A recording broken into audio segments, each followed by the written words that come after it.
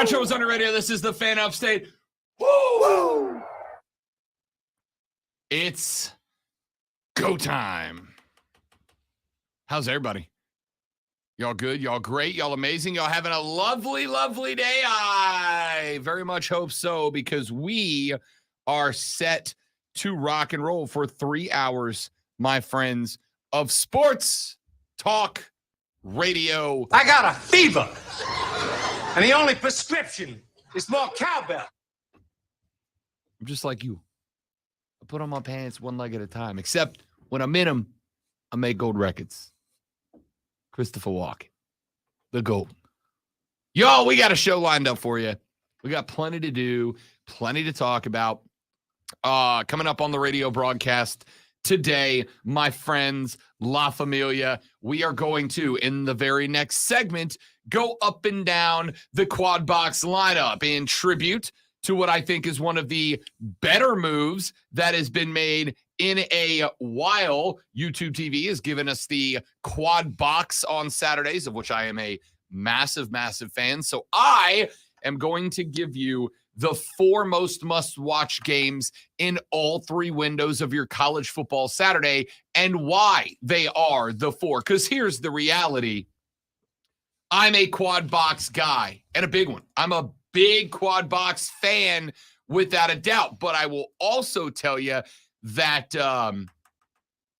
if you're telling me you can watch the QuadBox and like have a genuinely good grasp of what's happening at any given moment in every single game on QuadBox, you are either a genius or a liar. You know what? I can tell you where there's a double box though, and it's on Facebook, YouTube, Twitch, and the X. I don't think I'm. By the way, welcome back, Kevin. Kevin's back. Kevin's back. He's after that first week loss for his Buffalo Bills, he finally came back from underneath wherever he was. Took some time, but we got him there. Yeah. Took some time. So you can check out our double box. We might even have a triple box today. Will we? We will, because coming up in the final segment of this hour, the legendary Rashad Beard of the Panther Nation podcast is going to join us on the show. He had a secret training mission yesterday, but makes his triumphant return to the show today. So we'll have Rashad coming up at the final segment of this hour. Then coming up in the 11 o'clock hour, we're breaking down games, y'all. We're breaking down Clemson, Mississippi State. We're breaking down, Clemson, Florida State, South Carolina, Mississippi State. And this may shock those of you listening around the upstate of South Carolina, but there are other football games on as well tomorrow that have national significance. Nuh-uh. Uh-huh. I know. Well, one comes to mind for me, but, I'm sure there's some other ones. Yeah, one. Just the one. You said national significance. Correct. Yeah. Unfortunately, none of that around here. But, elsewhere, definitely. Lonzo came out swinging. I said unfortunately, okay? Swinging. There's sadness there on one side. There is. So we're going to take a look up and down the rest of the schedule for tomorrow. And then in the final hour of the show, we do the same, but with the NFL, especially after week 3 started off last night with a resounding, what a, I'm not going to say waste of time, because that game was interesting. It was entertaining to some degree if you're a football guy, I think. But if you're a non-football dude, following up the 2 games that we had Monday night, both in my opinion duds, with that game was not a 3-game stretch for the Shield. Danny Dimes was not good. The Giants, they run for 25 total yards in the game last night. You know who is good and still good, even though he's not here anymore? That would be CMC. He's still good. I want you to know. And healthy after another game. That's 3 games. I want you to know, Lonzo, I put 5 different parlays on that game last night. All of them 3 legs. Okay? Of those 5, you know how many of them that I hit 2 out of 3 legs on? 5. I hit 2 out of 3 legs on 5 3-leg parlays. All of them had one Christian McCaffrey prop, and he is the only one that hit All of them. McCaffrey hit every prop that I took on him.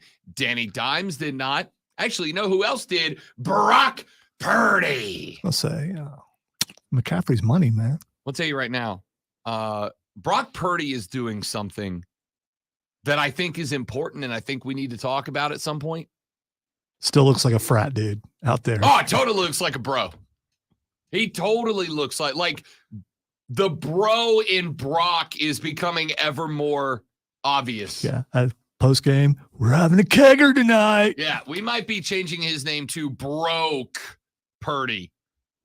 No, He's that not sounds broke. too He's much making like like bro- $800K yeah, a game, yeah. so he's probably fine. Well, actually, he's like the least paid quarterback in the NFL. Somebody pointed out that Al Michaels is making more per game that he works than Brock Purdy is, for the record.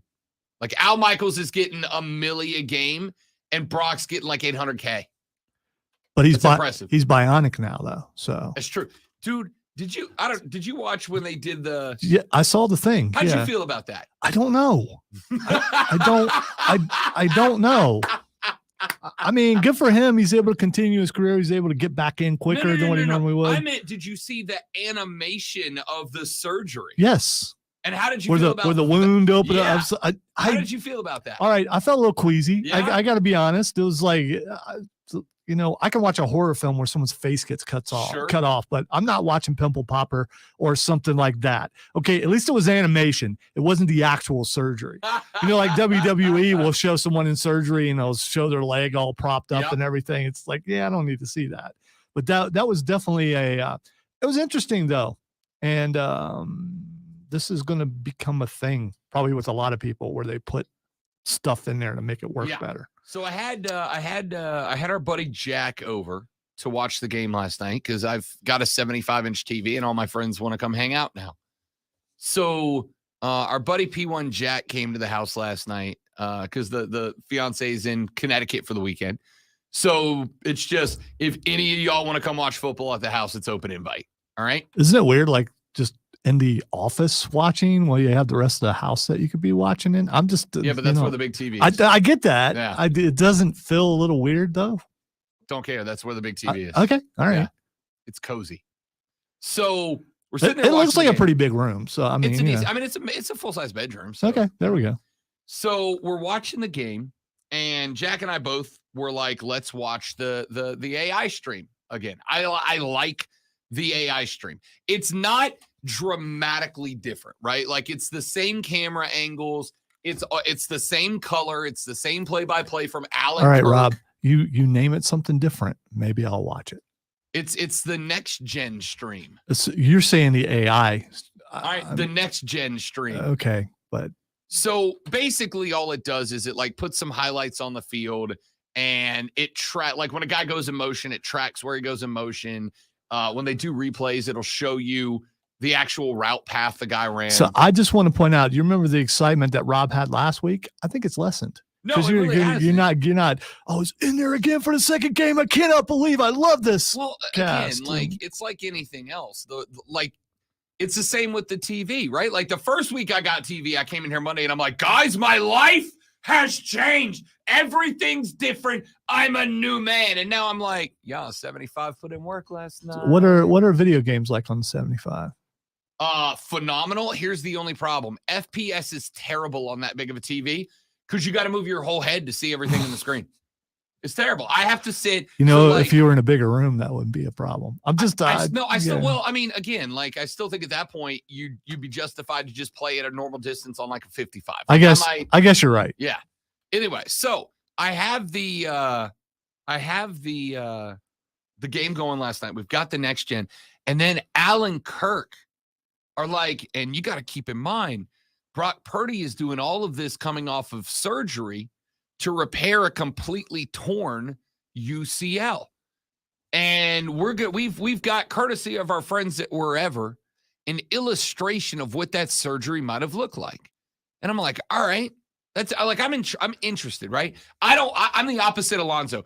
I don't watch horror movies where dudes get their faces sliced off, but I know that's effects, and I'm looking at it trying to figure out how they did it. Is it practical? Is it CGI? All that kind of stuff. I can't watch gore movies. All right. Like horror movies, but I can't watch horror. I can't watch gore movies. They don't do anything. But I have and will watch open heart surgery. I have and will watch open brain surgery. All right. So they go to this clip and they're like, we're going to show you kind of what that reconstruction looks like. And I'm like, all right, let's take a look. This is going to be great.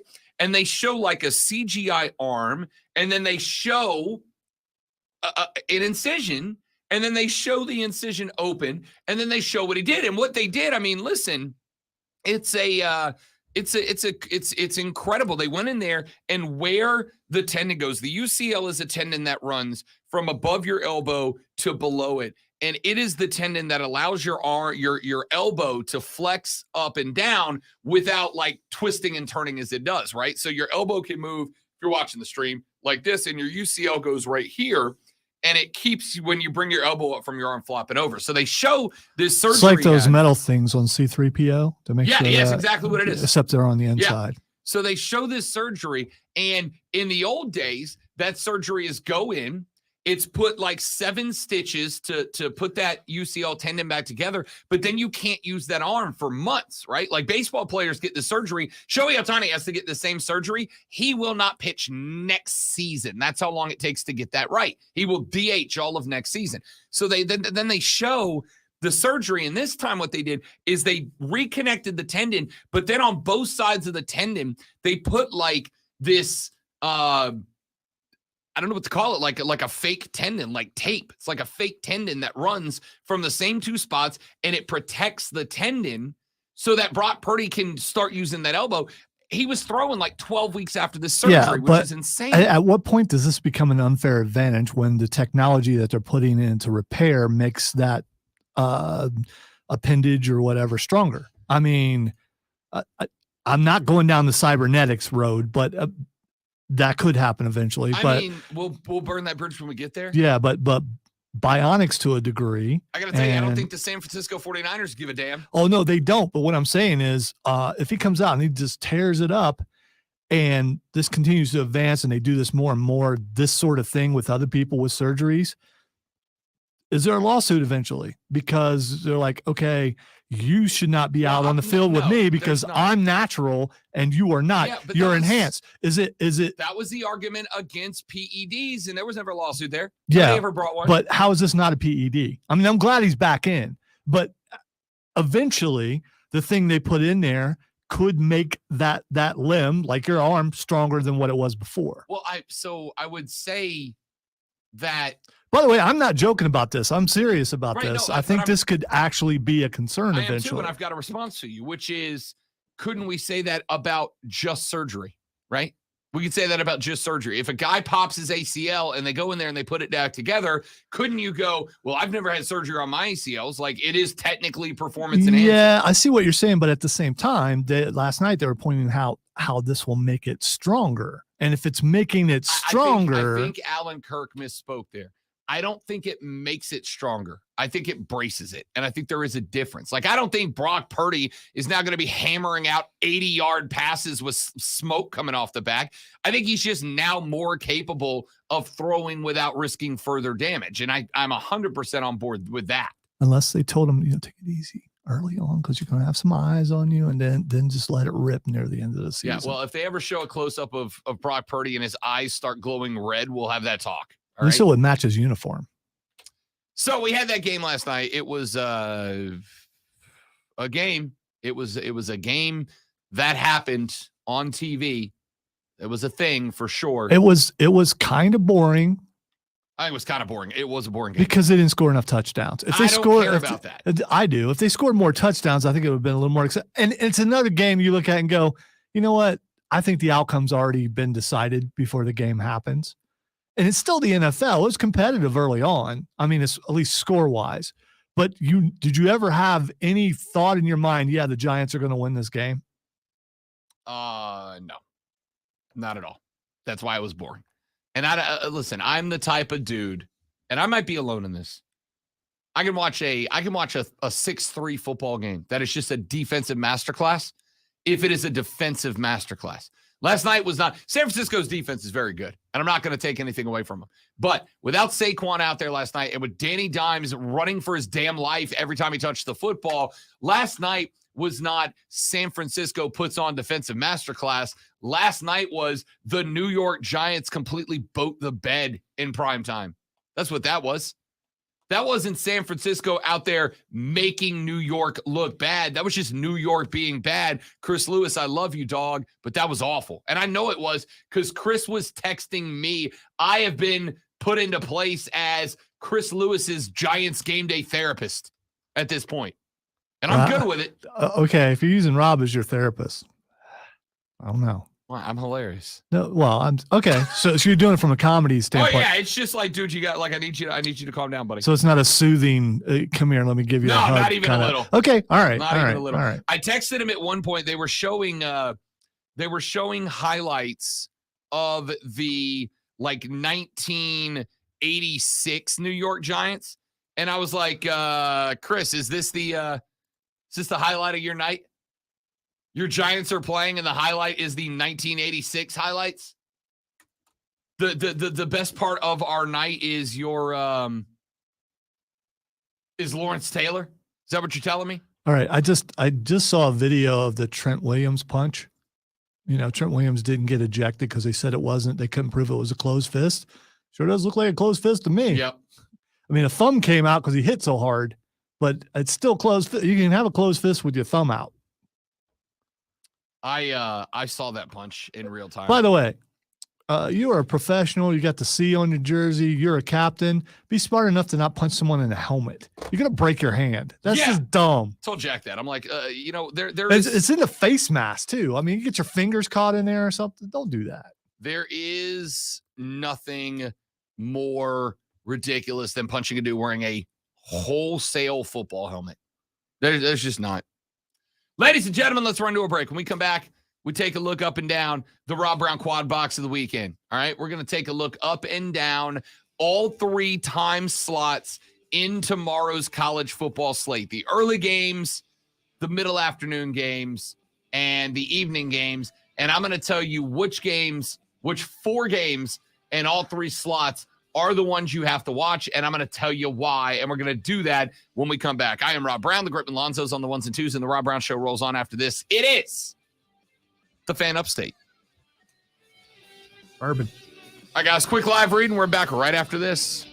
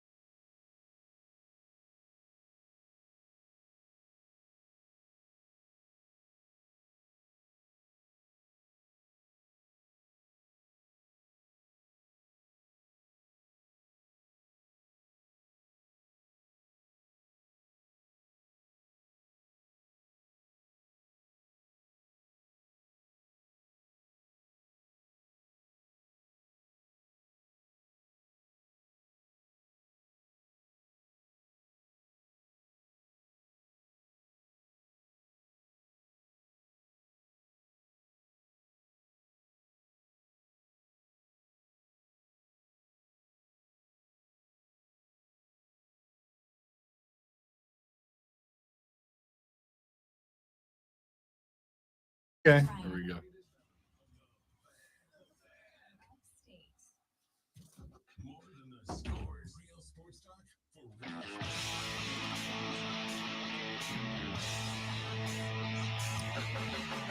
The Rob Brown Show rolls on a Friday, y'all. Welcome back to It Is the Fan Upstate. Rob Brown and the great one Lonzo with you on a beautiful Upstate Friday morning. And boy, howdy is it looking nice outside, my friends, for the weekend. Very excited. And of course, we will all we'll all be inside tomorrow because it's college football Saturday.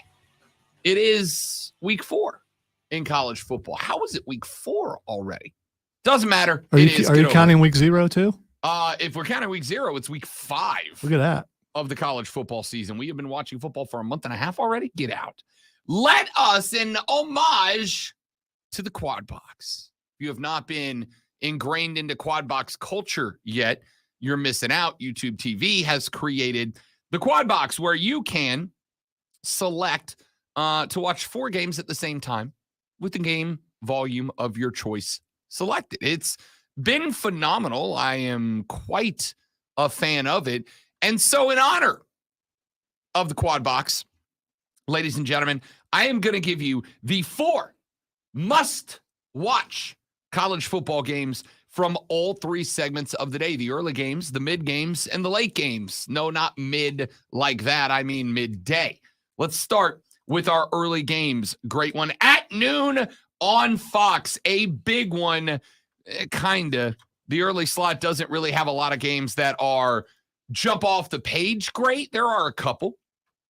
Not a lot that are jump off the page at you great. But this one I think is important. Oklahoma is at Cincinnati at noon. This game is on Fox. Now, of course, the Bearcats are not who they were a couple of years ago when Luke Fickell was there, but they are 2-1. They put 66 on Eastern Kentucky. They won at Pittsburgh. They did take a 31-24 L against Miami of Ohio the other day. Lonzo, listen, I don't know if you know this. It's kind of important to your job and my job that people are excited about sports.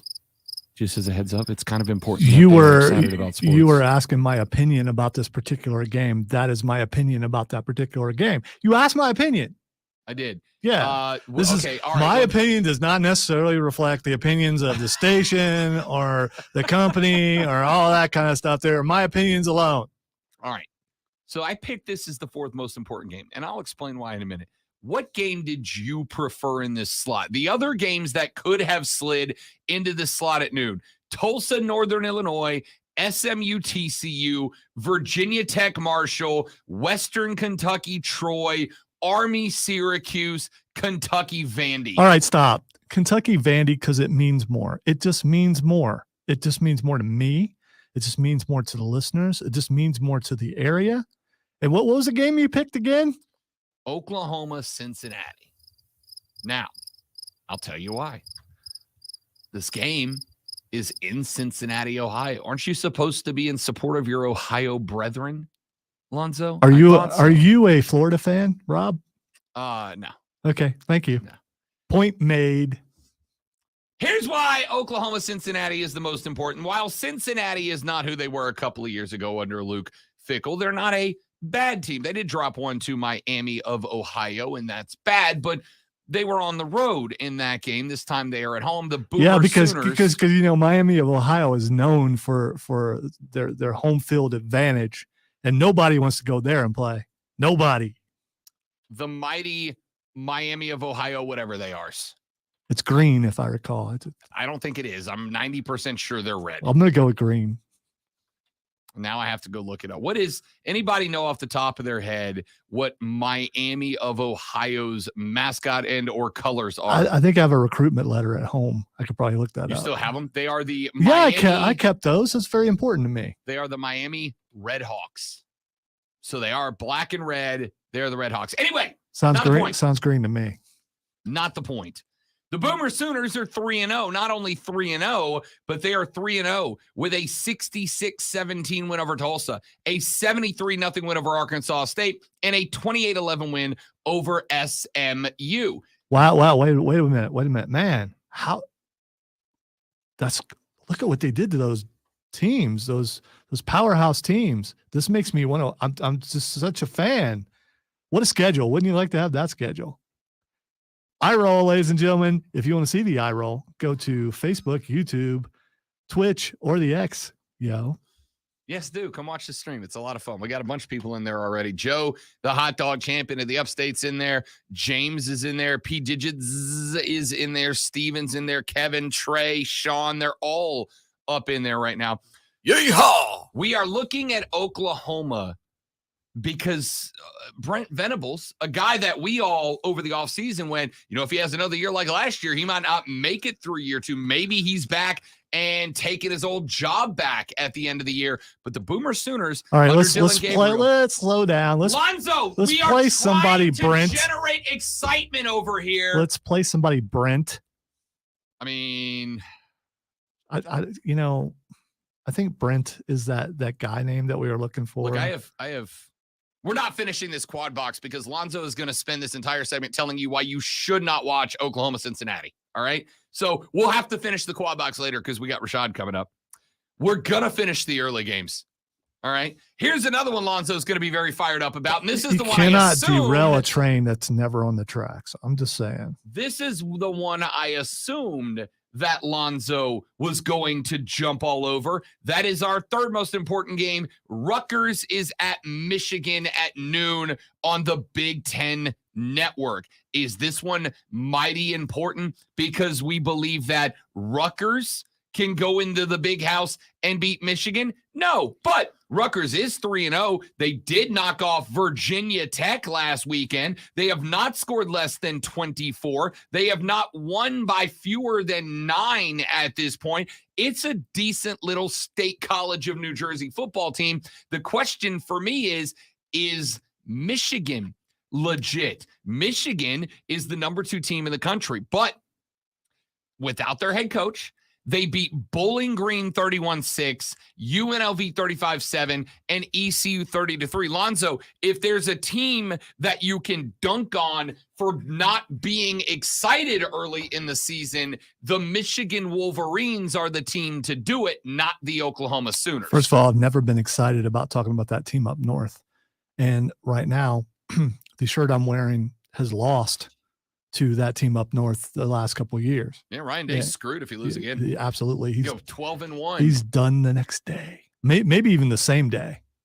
This game is going to teach us a lot about whether or not Michigan is legit. I have Michigan as undefeated in the playoffs at the end of the year. I also expected more fireworks out of them early. So Zero style points for the Wolverines. You want me to tell people to watch a Michigan game? Yes, I do. It's important. It's the number 2 team in the country right now. Allegedly. Not allegedly. They are. The number's right there on the page. The rankings right now don't matter. The only rankings that matter is when the rankings, when the CFP comes out. The rankings right now do matter because the rankings right now have a massive impact on who needs style points and who doesn't. I don't think Michigan needs style points, but I want them anyway. Also at noon, a game that I am very intrigued by, and this one's not a joke. Auburn is at Texas A&M. That one is also at noon. It is going to be on ESPN. Why is this important? Well, 2 reasons. Number 1, for the Auburn War Eagle Tiger men, they are 3-0. They've got to win on the road over Cal at this point. They put up 59 on the UMass Minutemen. They've got some offensive firepower. Hugh Freeze is trying to prove that a portal-built Auburn Tiger football team is ready to compete. And would you look at that? Alabama's down. If Aubie walks out of this weekend with a win and Bama walks out with an L, the War Eagle Tigers are going to be feeling very, very good. On the flip side, you've got the Aggies of A&M. Texas A&M got smoked by the Miami Hurricanes in Miami, 48-33 in a game that, frankly, was not that close. What happens to the Aggies of A&M? One of the top 5, if you look at recruit rankings, one of the top 5 rosters in college football. What happens, though, if they go 2-2 through their first 4, I have to assume that College Station becomes very restless. And, oh, by the way, they've still got Arkansas, Alabama, Tennessee, South Carolina, restless? Ole Miss, Mississippi State, and LSU ahead of them. Restless. Are they going to fire the coach? I mean, you got to think at some point the boosters start going door to door taking donations for it. Anybody want to pitch into the Buy Jimbo Fund? See, I thought you were talking about Saban. Okay. I'm talking about A&M. No. Jimbo's going to be there till his contract's out. It's just going to happen, and they're going to be mediocre at best the entire time. And I think it's funny. I think that there is somewhere on this chart, which is the Jimbo Fisher buyout, and that's the line going down, versus the we're very mad at Jimbo rage of the boosters. There's a point somewhere where they intersect, where the rage of the boosters go and the decreasing buyout of Jimbo Fisher meet, and they decide to pull the trigger. I just don't know where it is. How many years are left, did you say? I think 7 after this. So maybe 2 more years. Maybe 2 more. I would think I financially that's the correct decision. But here's the thing. If this A&M team with the roster they've built goes 2-2 in September, 2-2 in September, we're not talking about October with 2 losses. We're talking about September. The Jimbo buyout is going to be a steady plane down, and the rage so far has been a steady plane up.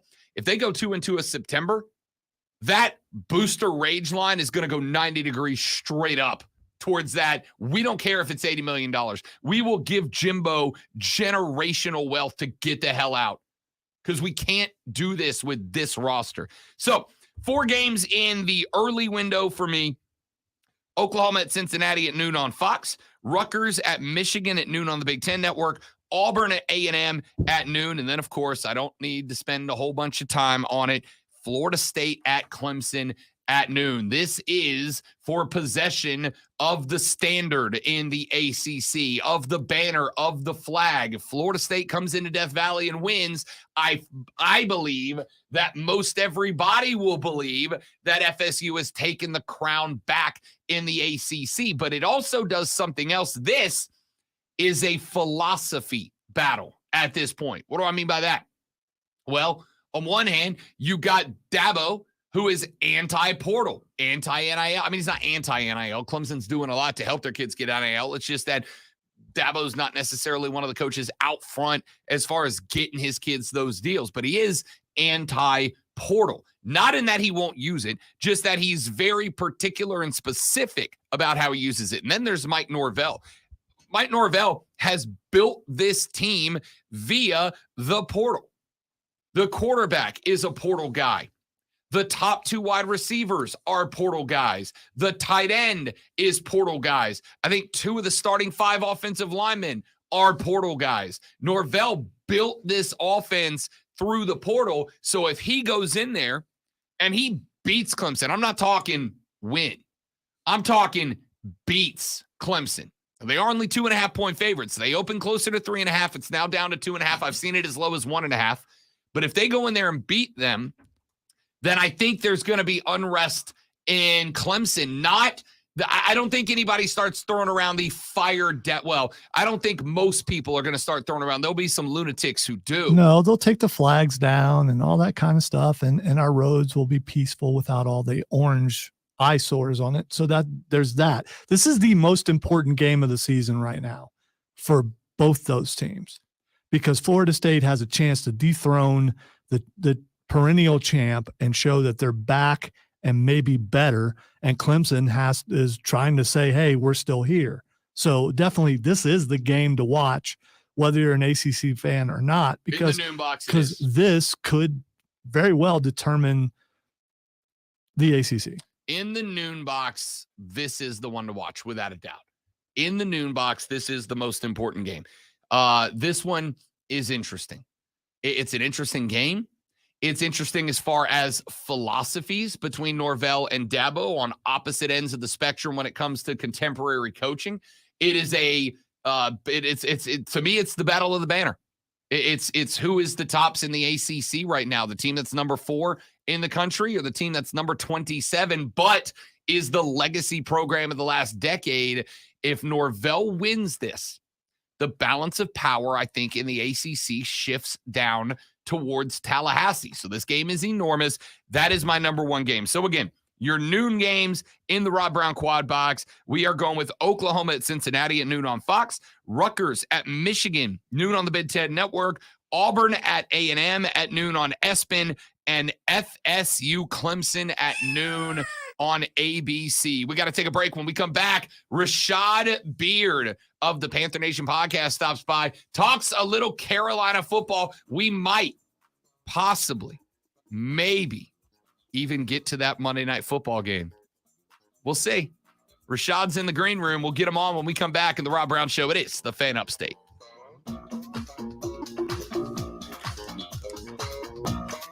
All right, guys, we're going to step away for 45 seconds, get Rashad queued up, and we'll be right back. Don't go anywhere.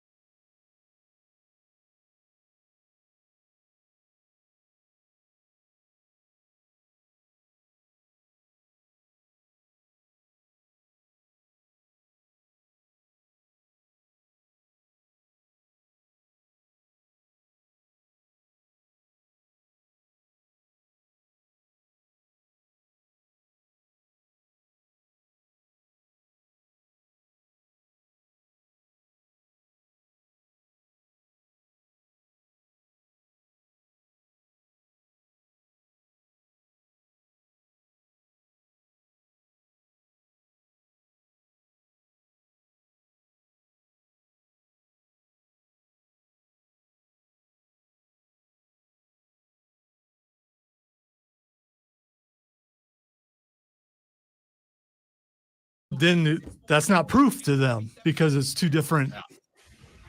John, what's up, fella? What's up, guys, man? My apologies about yesterday, man. That's all good. I forget to let you know sometimes I go in on Thursday, so my apologies. Again. I'm not gonna lie. I went on for like 6 minutes about how you were ducking me, so I had fun. Don't worry about it. Hey, it's all good. Hey, victory lap away, bro. You earned that one, so no problem at all. No problem at all.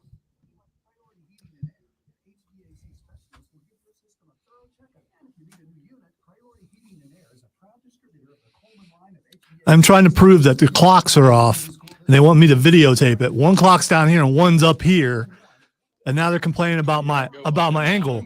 No, I did. You know, the best thing to do is for them to come over here and do it, like I've asked them to do, and then they'll know how to do it exactly right. I'm not jumping in the middle of that. That's all you. You got them. No, Kevin, I don't care about Carlos's shirt. Trent Williams throwing a punch last night. But Carlos is still cool. Keegan says release the red rifle. He's released. He is getting the start. Andy Dalton, watch Rashad. He's going to tear it up. It's going like to be 27-32 for 323 touches. I don't know if we're gonna save it for the show, but he looked good in a training camp. So that's what Zoe said too. Yeah, But the questions that will be asked if he does go out and do that. There's no questions. Yeah. There's no question. You let BY grow. All right. I'm gonna save it for the show. I'm gonna throw what I said yesterday at Rashad and see if he tries to fight me over the internet. I don't know. He's quick. He's quicker. We could have fought in person. On Monday. I would never. No. And what kind of shape was he in by the time you met him? I mean, me? Well, I think I was a couple drinks in, so I was a little, okay. All right. I don't know if I was in tip top shape. Everybody was feeling good. Everybody was feeling good. I'm just gonna say everybody was feeling good until the game happened, and then I'll tell you, the game was pretty good, man. It was pretty good. Of all the things I need you to get in touch with Dave Tepper about, I need you to call my boy and tell him $16 beers is just unacceptable. All right, it's just not. It's just not acceptable. Yeah, it's a lot. It's expensive. Have you been to another stadium in a while? I'll tell you right now, so it might be normal. I can't. It is. I can't stand an Atlanta Falcon, but what Arthur Blank does with that stadium in Atlanta, it's what everybody should be trying to do. Yeah, concessions are beers in Atlanta cheap, are like $7. Yeah, all the food there is cheap. Since I don't drink, I don't know. Is it quality though? I mean, is it watered down? It's is it beer? It's canned Bud Light.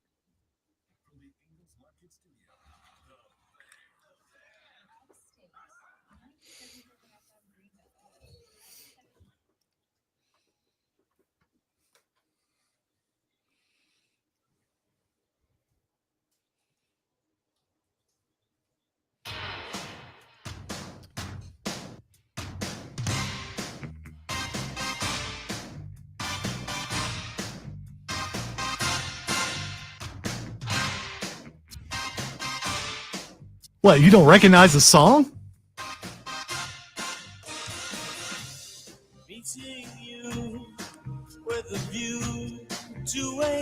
Okay, all right. Took me a second. I'm offended. No, I haven't seen View to Kill in God forever. I mean, obviously it was Roger Moore, not nearly as talented as Rashad Beard, but still, I mean. Well, we don't know. He can't tell us. That's right. Host of the Panther Nation podcast, Rashad Beard. I said yes. I was like, man, if he doesn't come on this show tomorrow, if he doesn't show up tomorrow and he ducks me all week, I'm going to be furious.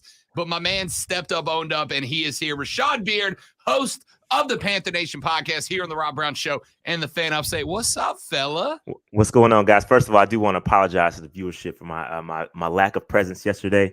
I forgot to let the folks know. So that's on me. I apologize. I'm not ducking any smoke.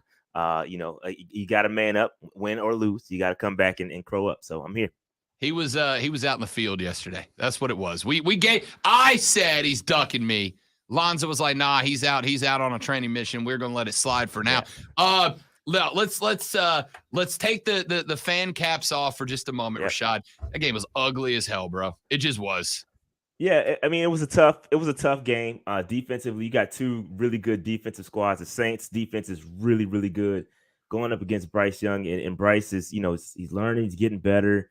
It was just a tough matchup. And I tweeted this out, weeks before the season started. I said, hey, starting 0-2 in division is a possibility. Like, it's a strong possibility. Both of these teams, the Falcons and the Saints, got better. And there couldn't be a tougher start to the season. So it came to fruition that we're starting 0-2. I thought we battled in both games up into the fourth quarter. And we got to get better. And I do think we'll get better over time, but it was a tough matchup. I thought our defense hung in there. I thought Bryce made a couple mistakes. I thought some of the play calling was a little suspect. Some of the receivers not separating. That's a problem too. So there's some issues that we need to solve offensively. Defensively, I think I thought we did okay. So overall, tough matchup, but it is what it is. So I said yesterday on the show, I said Monday on the show, or I guess Tuesday on the show, whatever day. No, I was off Tuesday. I was recovering. I said Wednesday on the show. That's what it was. Rashad. Wait. What day is it now? It's Friday, right? Isn't it? Yeah, it's Friday. I got it. It's Friday. That was certainty there. Clearly, I need it to be Friday. So I said on the show Wednesday when I got back that if you're a Panther fan, Rashad, and you talked yourself into the belief that it was playoffs or bust this year, that's on you. That's on you. All right. Because you tried to tell people on the show. I tried to tell people on the show, look, maybe there's a wild card berth because of the question marks in the NFC as a whole. Like maybe, but if you talked yourself into this is a playoff caliber team, it's playoffs or bust, that's on you. It doesn't mean the team's not exactly where they should be or where we thought they were going to be. I think there's a lot of Panther fans in there that this game and this record so far is a reality check, and respectfully, it didn't need to be one. Yeah, and we had a fantastic debate because Dave and I we see it on opposite ends. He says exactly what you just said. He wanted this team to be a playoff team. He thought we could win the division year one. The expectations were high, and I said, Dave, we can't do that. So if you want to go back and recap, it was about a good 30-minute debate regarding that and how it's unfair. We have to separate regimes, right? As it's tough as a fan because as a fan, I want to win every game too. But you have to separate regimes. Rivera's regime is separate from Matt Rule's regime, which is separate from Reich's regime. You have to separate. It's tough, but you have to give them grace. I call our last cast the grace cast because you have to give the opportunity for this coaching staff to gel. You have a new quarterback. You have some new weapons. Things have to get together, to gel together, and we're just not at that point. Now, come the bye week, if things aren't starting to improve, we can start to say, all right, we can be a little critical, but you have to at least give them to the bye, at least to figure this out and see where they're heading. So, yeah, I 1,000% agree with you. If you talk yourself into this being a playoff team, then that's on you. You set yourself up for failure. Don't take that out on everybody else, and it's causing a ruck. I mean, Panthers Twitter is on fire right now. I mean, it's a ridiculous. Dumpster fire right now. It is bad. It is really bad. So that's on you. I mean, I try to set expectations as I hold that responsibility as someone has a rather large fan base to say, hey, we got to pump the brakes for the expectations. I try to do my part. You know, I did my part. No, nobody seemed to listen to me. So it is what it is. I popped into the Panther subreddit on Tuesday morning after the game just because I wanted to see the reaction. And dude, like, I went in there as a Saints fan, and I've always said I'm a Panther fan by proxy, predominantly because if the Cats do well, I get paid more, and at the end of the day, money over everything. I went in there Tuesday, and like I felt like as a Saints fan, I was having to talk Panther fans off the ledge. I'm like, y'all have got to relax. It's a rookie quarterback, 2 games, and one guy hits me with, yeah, but look at Brock Purdy last year. And I'm like, dude, look at what Brock Purdy had in San Francisco around him versus BY. I think it to me, it was always obvious. The roster building is not done. As much as fans wanted to think DJ Chark and Laviska Shenault were the guys, they're not DJ Moore. The roster building's not done. I will say so far through 2 games, I kind of feel a little bit let down by Miles Sanders in the run game, but I also know that offensive line has been 5 subway turnstiles so far this season. Bryce Young, I looked this up. We talked about it on yesterday's show, Rashad.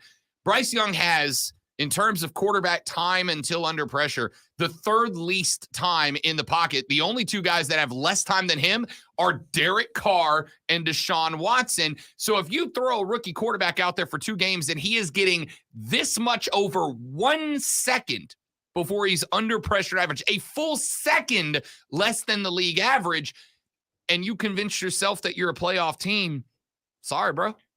Yeah, and I mean, you got to take into account the injuries, right? So, you know, losing Brady Christensen to starting guard, and we don't have Austin Corbett. These things matter. There's context to this stuff. J.C. Horn, we lost him.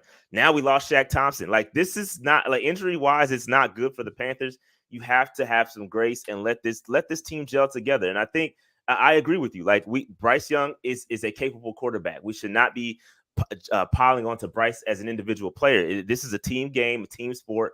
All the rookie quarterbacks are struggling, and so we'll get better. Give it some time. We're literally 2 games in. We're 2 games in. Give them until the bye at least to right the ship, and then we can, after the bye, then we can start to criticize. But let's pump the brakes just a little bit. All right, let's take one more question there, and then we'll take a quick look ahead at this weekend's matchup for the Panthers. That game to me. And I think you hit on all of them. The receivers not being able to create separation, but as you pointed out, against a pretty good set of defensive backs for New Orleans, right? Like I honestly think New Orleans is probably sitting on a top 6, top 7 set of defensive backs and defensive line, right? Easily. So everybody was banging on about the receivers not getting separation. Well, it's tough to do when you don't have a one who can stretch the field and you're up against that big of a defense. The offensive line, like you mentioned, banged up, also against one of the better defensive lines in the NFL right now. But I think there were some positives to take away from that game, which is you kept a team in New Orleans that was a 3-point favorite right at the Vegas line. So you did exactly what you were supposed to do. Now we look ahead, you get out of division a little bit. I think there are some things to grow on. And then, oh, by the way, Bryce Young's not playing this weekend. Andy Dalton is. Yeah. I mean, with that, I think with going to Seattle, I think is an interesting matchup, and I wish Bryce was able to play because we're going from what you just said, one of the top, easily top 3, top 5 defense in the league, to now one of the worst pass defenses in the league in Seattle. So now you're going to have the separation is going to be there because their secondary is banged up as well. So you have an opportunity to get better, and I think we're going to improve.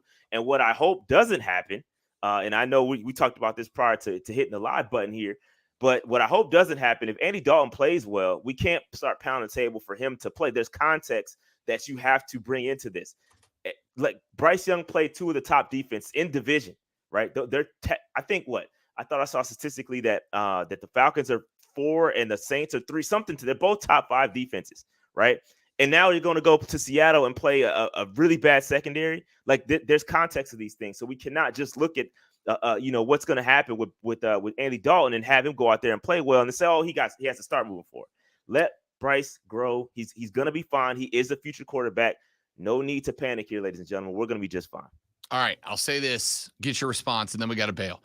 I don't care if Andy Dalton goes out and he goes 27 of 32 for 325 and 2 touchdowns. The minute BY is healthy, you throw him back in there because of what we said. This year is not the year to strive and go all out for the playoffs. Like, I know everybody wants to be in the playoffs, and I understand growth. And, hey, if you'd have got there, it'd have been a pleasant surprise. But the future is more important than right now. And what I don't need is Andy Dalton to go out there. The Panthers make the playoffs. They get bounced in the wild card of the divisional round because they got to go on the road to San Francisco in round number 2. You get bounced, and now what do? You're coming back next year with Bryce Young going out there with 2 games under his belt, coming off a bum ankle 6 months ago. Do not mortgage the future of Bryce Young for the immediate gratification of making the playoffs and getting your ass kicked right out of the gate. Yeah, no, I agree. I agree. Bryce Young is the guy. When he's healthy, he is the starter. There's no question about that. I love that they started him early. They gave it to him during training camp. It is what it is. He's the guy. Let him grow. He's a rookie quarterback. He'll be fine. Bryce is the guy. Rashad Beard hosts the Panther Nation podcast. You can follow him on Twitter at Panther Nation PC, but more importantly, get over to their YouTube channel, Panther Nation Podcast on YouTube. What you guys got scheduled this week? We got a preview with the Seattle Seahawks YouTuber coming up, and we also will be live streaming during the game Sunday evening. So come check us out. The live streams are always fun. So yeah, come check us out. I want to point out I didn't get the invite to come talk Saints. That's on me, man. That's on me. Yeah. Rashad Beard. Check out the Panther Nation podcast. My man, good to have you. Talk to you next week, big fella. All right, guys. Thank you so much. Rashad Beard of the Panther Nation podcast. We got to run to our break. We're back after this. And in the next hour, we start looking ahead to the college football games we haven't talked about yet, which is most of them on the Rob Brown Show in the Fan Upstate.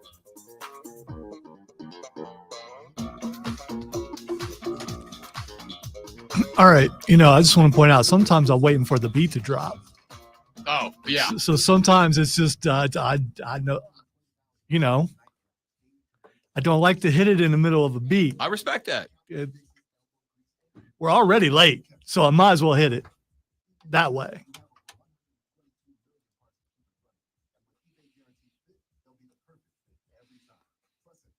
I did a Too Short thing last week, and he's hurt right now. I'm not gonna. I respect that. Yeah, I'm not gonna do it with him. He's still short, but he's short and hurt. P Digits, good luck with the Friday meeting, buddy. I'm sorry that you have to miss the raw entertainment of the Rob Brown Show. Raw, that's a good word. But good luck in the meeting. We'll see you when you get back. By the way, breaking news: Ikimanjiro has been released by the WWE. Devastating. You don't know who he is, do you? The dude with the jackets. On NXT, he's a baller. Okay, well, I'm devastated because I like Ikimanjiro, but he hasn't been on TV in a while. Well, actually, he was one of the guys in the Schism mask. Okay, that doesn't help me because he was wearing a mask. He come out, he's laughing and everything. They're just like, get out of here. He was the comedy part. Aha. Okay. He's a comedy wrestler.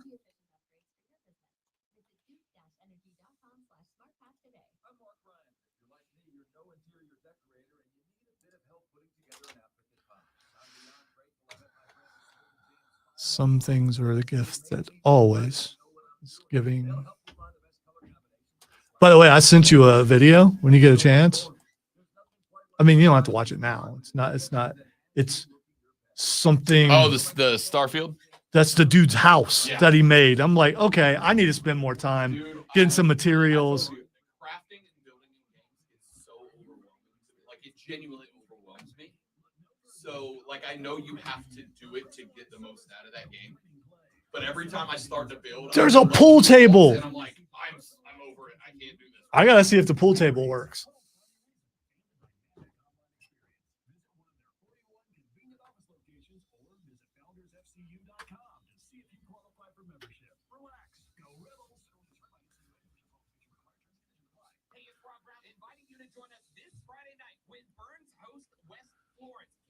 I watch a little more NXT than he does. I did like it. Come on, Jiro. I think it was a tag team champion at one point. I think, maybe. Wait, hold up. Question for the audio engineer. Did I read that right? Discover automatically doubles all your cash back? Yeah, that's what the script says. So if I get a Discover card right now, I can earn twice the cash back. The real reason I didn't use the Too Short is I was so devastated that no one recognized Duran Duran, my favorite band of all time. And so I'm just over here going, what?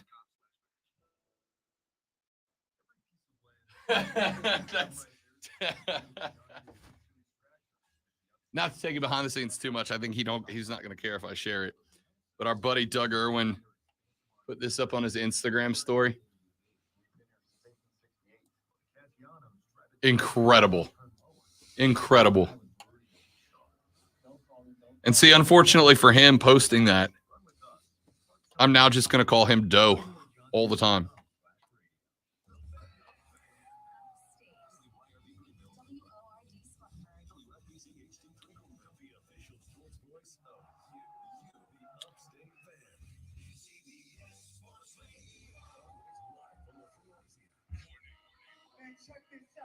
Gable's in first break. Gable's in the first break. Yes.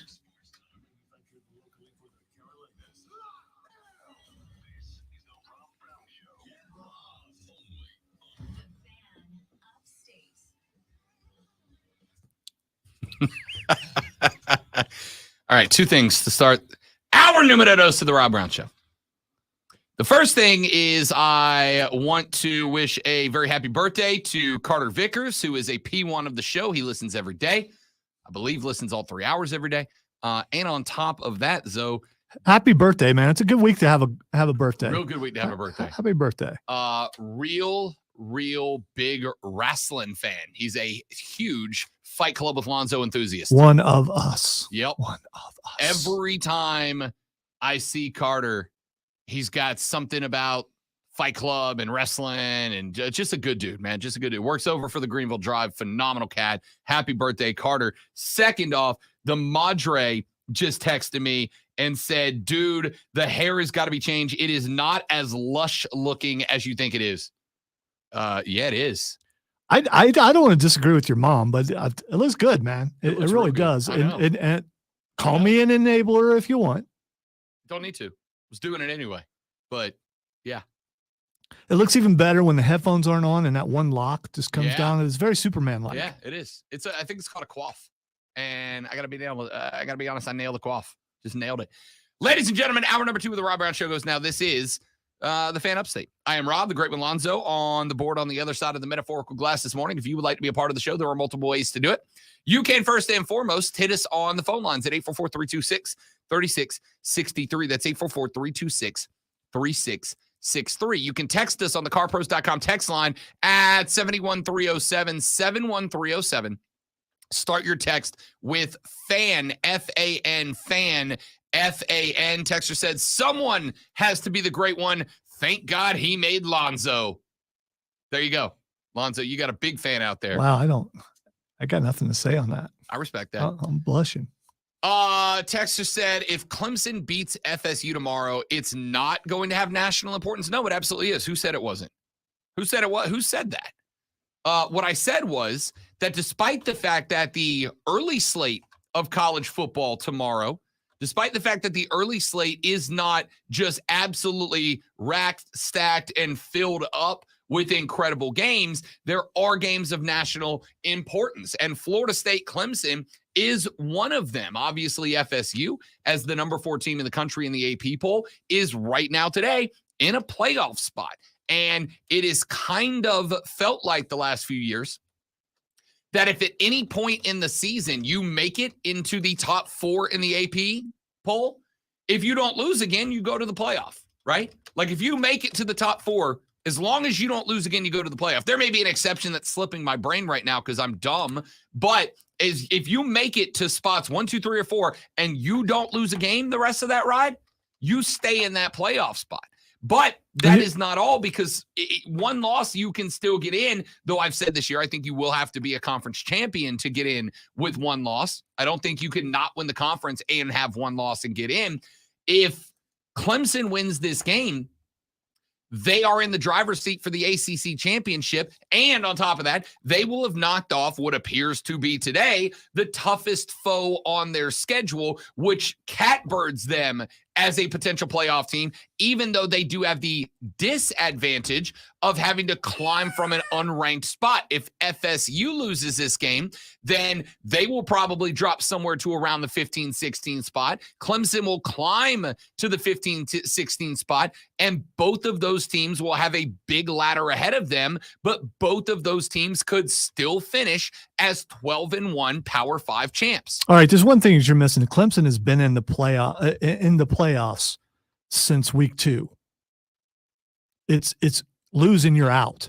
They have to win every single game from here on out to even have a chance. So it's a playoff game for them every single week. I agree. And entirely. they lose this week, they are done. I agree. Entirely. Completely done. As if you lose any week, you're done. But this week will be even worse, because if Clemson loses, they lose their ACC dominance, at least for this year and maybe in the foreseeable future. It's not a handing the torch moment. It's Florida State maybe taking back the torch. I do not disagree with that. I would also point out that as it stands right now, Clemson is technically, they're not staying here, but Clemson right now is in the bottom 3 teams in the ACC, because there are 3 teams with a conference loss. Clemson, Boston College, and Georgia Tech all have a conference loss. Everybody else either has one conference win or is not opened conference play yet. Duke, FSU, and Louisville all have one conference win. Miami, North Carolina, Syracuse, Wake Forest, NC State, Pittsburgh, Virginia Tech, and Virginia have not played any conference games yet. So technically speaking, Clemson's in the bottom of the ACC at this spot. They're not going to stay there, but they dropped this game to FSU. I'll tell you what happens. I don't even know if they get into the ACC championship But game. they will stay there if they lose this game to FSU, because that's 2 losses. Right. And some people might pack it up after that. We'll I mean, if your expectations are the height of expectations and suddenly you can't get there, motivation may be down a little. Don't disagree. So I gave you the quad box for the early slate. I've got Oklahoma at Cincinnati in a box, 12 o'clock on Fox. I've got Rutgers at Michigan in a box on the Big Ten Network. That's at noon. I've got Auburn at Texas A&M in a box. That is noon on ESPN. And then, of course, FSU Clemson in a box. That is also at noon on ABC. Let's move to our mid-afternoon games. The Rob Brown quad box in the mid-afternoon games. We are starting with predominantly because, as I mentioned, there is a combination of factors that go into who I put in the quad box. One of them is national importance. One of them is entertainment value. Entertainment value to me, I don't know if there's a game that will be more entertaining than Nebraska hosting the Bulldogs of Louisiana Tech. It's a 2-2 team. They lost on the road at SMU, who is not awful. They have beat FIU and Northwestern State, and they lost to the North Texas Mean Green by a field goal last week. Louisiana Tech is not as good as they've been in years past, which is why if they go to Lincoln and they knock off Matt Rule and his Huskers at 3:30 on the Big Ten Network, there is going to be pandemonium in Lincoln, despite the fact that we have pointed this out everywhere that Matt Rule has been as a college football coach. He's been like a 1-2-3 game winner in year one, and then he explodes in year two. Let's not forget, he took over this job late, right? When he got fired from Carolina last year, he was out for a handful of months before he got this job. So not a full recruiting cycle, but the Nebraska fans had, much like I talked about with the Panthers fans in the last segment with Rashad Beard. If you missed that interview talking Carolina, go back to thefanupstate.com, click on the podcast button, drop it down to the Rob Brown Show, and download the last hour of the show. Listen to it on demand, including that interview with Rashad in the last hour. If Louisiana Tech at 2-2 goes up to Lincoln and beats the Cornhuskers behind Matt Rule and Jeff Sims, Lincoln, Nebraska might burn to the ground. Lincoln, Nebraska might eradicate itself from the map if they lose this game to the Bulldogs. So that one is going on the QuadBox, not because it has national importance. It doesn't, at least not now. It may down the line, depending on whether or not Matt Rule can get it together in Nebraska. It ain't the prettiest game on the docket, but I do think it's got the potential to be highly entertaining, especially if the buildings in Lincoln go on fire.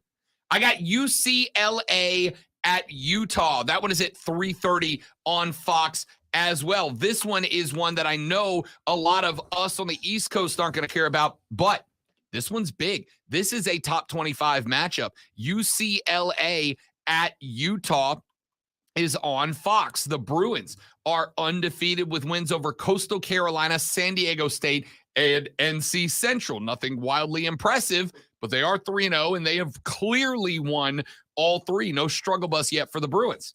The Utes, on the other hand, knocked off Florida, a Florida team that then put it on Kentucky, or Tennessee, pardon me, a couple of weeks later. They've got a win over Baylor, who is going to be mentioned here in just a minute as well, and then a win over Weber State. Nothing blows you away, but they have been very consistent. Now the Utes are at home to welcome the Bruins. This is a top 25 matchup and one I think you have to watch. Number 2 on the mid-afternoon QuadBox, Ole Miss at Alabama. In years past, this would have been a Passover game. In years past, this would have been a game that's like, if it's on, it's on. If it's not, whatever. But all of a sudden, it's not.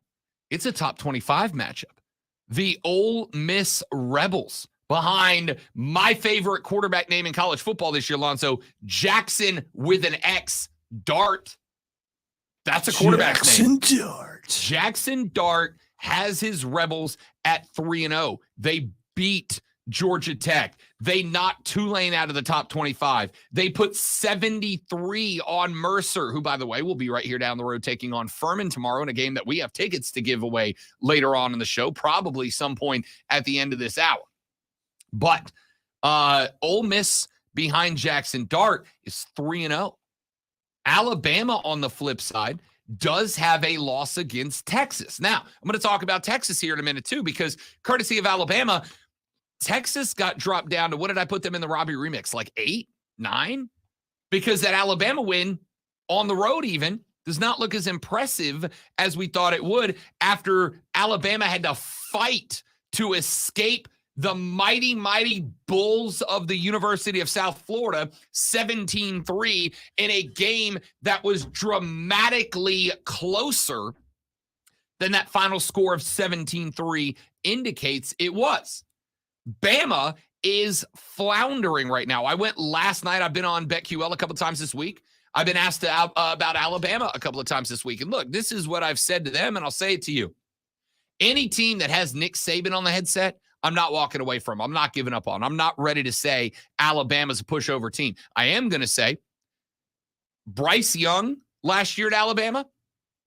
I heard another guy say BY covered up a lot of delinquencies for the Crimson Tide last year by being as good as he was. And you might be right. Because looking at this team this year, Jalen Milroe is athletic, but he is not Bryce Young as a quarterback. That offensive line has degraded dramatically. I have concerns about it. They can't run the ball like they used to be able to, and Nick Saban has to fix all of this, and now he's got to fix it on the fly. And all of that would make for a good game. But then, Lonzo, then we add in the Lane Kiffin factor. Y'all know Lane and Nick have a history. Some of it good, some of it bad, some of it, most of it, hilarious. I love it. So Joey Freshwater taking his squad into Tuscaloosa to take on the Tide, and Alabama in this one is only I think a 3.5 point favorite or a 4.5 point favorite, somewhere in that realm. They are not the big juggernaut that they used to be as they get set to line it up against Lane Kiffin. Alabama right now, so the line has moved, actually. It's all the way up to -6.5 for the Tide now. I got to tell you, I might go Ole Miss plus 6.5 at -110. I could be talked into that one. So Alabama Ole Miss is in the quad box in the mid-afternoon slate. That one's at 3:30 on CBS. And then, of course, who else could it be in the number one slot in the midday? Colorado at Oregon. Rob, how the hell do you have a game in which one team is favored by 21 points as your most important game of that slot? Well, it's the Deion factor. Wow, 21 points. 21 points. The Ducks are favored over Colorado. Now, I will say this. I want to be in Prime's locker room. I want to hear what he's saying about those 21 points. This one is interesting to me for a couple of reasons. Number one, have you heard anything from Deion this week, Lonzo? He's not on the morning shows. No, He's and you not know in what? The papers. Oregon, the coaches haven't said anything. There's nothing. There's no one. It's a lot of quiet. It's very quiet, which has not been the case the last 2 weeks. Last 2 weeks, Deion's been on every TV show.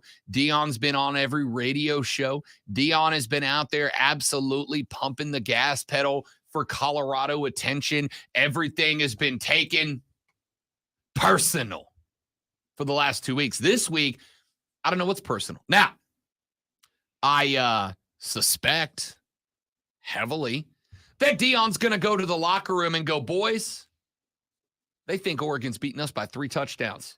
And we take that personal.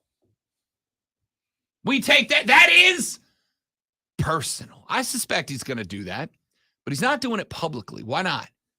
Because if the Ducks do win by 21 and he's out there talking about how they took it personal, well, now the shine of what Deion is doing as far as motivating his team, it takes a little luster off, right? Takes a little varnish off the big shiny car that is Colorado right now. If Deion's on First Take and the McAfee Show and all these different broadcasts, if he's on Game Day and he's out there going, we take this 21-point deficit personally, and then they go lose by 27, then all of a sudden Deion using the it's personal tag loses the luster. So he doesn't want that out there. Now, if Oregon loses to Deion, or if Deion's, they lose by a field goal or a single score, then Deion can come out Monday and he go, we heard all week, y'all were talking, we gonna lose by 3 touchdowns. And look at that, the little old Buffaloes hanging right there with the top 10 team.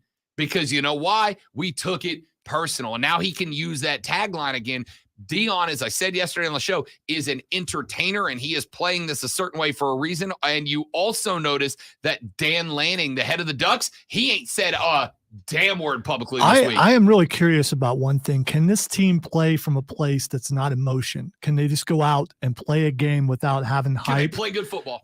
And I think that may be why there's quiet this week. Because if he can go out there and he can win the game, or at least be competitive in the game, he could say, hey, beneath all the hype, beneath all the stuff that I bring to a team, this is a good team. We've got good coaches. We've got good players. Look at what we did. Yeah. Listen. It may not be as entertaining, but it will. I don't know if it'll shock the world, but at 21 points, it's going to shock Vegas if they win. The Ducks have exactly 0 reasons to say anything publicly. Nothing. You can't say nothing about Colorado. Colorado, on the other hand, Deion's got no reason to be out there beating the war drum either. Because if what Vegas thinks is going to happen happens, which it didn't last week, and the other way, if what Vegas thinks is going to happen happens, and Oregon goes out there and wins by 21, 24, 27, Deion doesn't want the videos of him talking to his team and going, it's personal out there, because that's his biggest coaching strategy right now. And if it fails miserably, it goes away. But if it works and they're in the game, or hell, if they win the game, then he gets to come out Monday and go, we took that 21-point line, we took that personal, and it'll work. So in your midday quad box slot, I am going La Tech at Nebraska at 3:30 on the Big Ten Network, UCLA at Utah at 3:30 on Fox, Ole Miss at Alabama at 3:30 on CBS, and Colorado, Oregon at 3:30 on ABC. Let's move to our late slate. These are your night games, the quad box of night games, the 4 most important games to watch at night. In the number 4 spot, I am going Iowa at Penn State. This one is at 7:30 on CBS. Iowa is a top 25 team. The Hawkeyes have got a win over Utah State. They won the Cy-Hawk Bowl 2013. Oh my God, they hit the over. And 41-10 over Western Michigan. Penn State, on the other hand, is at the house. They're a top 7 team. They are 3-0, and they went and they put away Illinois, which has been a speed bump for them the last few years. This is the most real that James Franklin has had his squad looking in quite a while. Wait. State, really real? Like for real. Really real. Drew Aller is no joke. I like this game. Iowa at Penn State. In the number 3 slot, I am going Mississippi State at South Carolina at 7:30. And I won't go too deep in this game here, because the rest of this hour, we're going to talk Clemson FSU. We're going to talk Mississippi State, South Carolina. But I do have it in the number 3 slot. It is at 7:30 on the SEC Network. In the number 2 spot, Texas at Baylor. Why, Rob? Why Texas at Baylor? I'm going Texas at Baylor because I think this is the game where Texas can prove, hey, yo, we are for real. They're number 3 in the AP poll right now. They're in one of those 4 playoff spots that, hey, if you don't lose another game, you're in the playoff. They've still got Oklahoma out there. They've still got BYU out there. They was going to say they got Texas Tech, but they got Kansas State, who just got knocked out of the top 25 out there. But this game, the Alabama game, lost its luster because of what Alabama did against USF. The win over Alabama does not look as impressive as it did a week ago when it happened.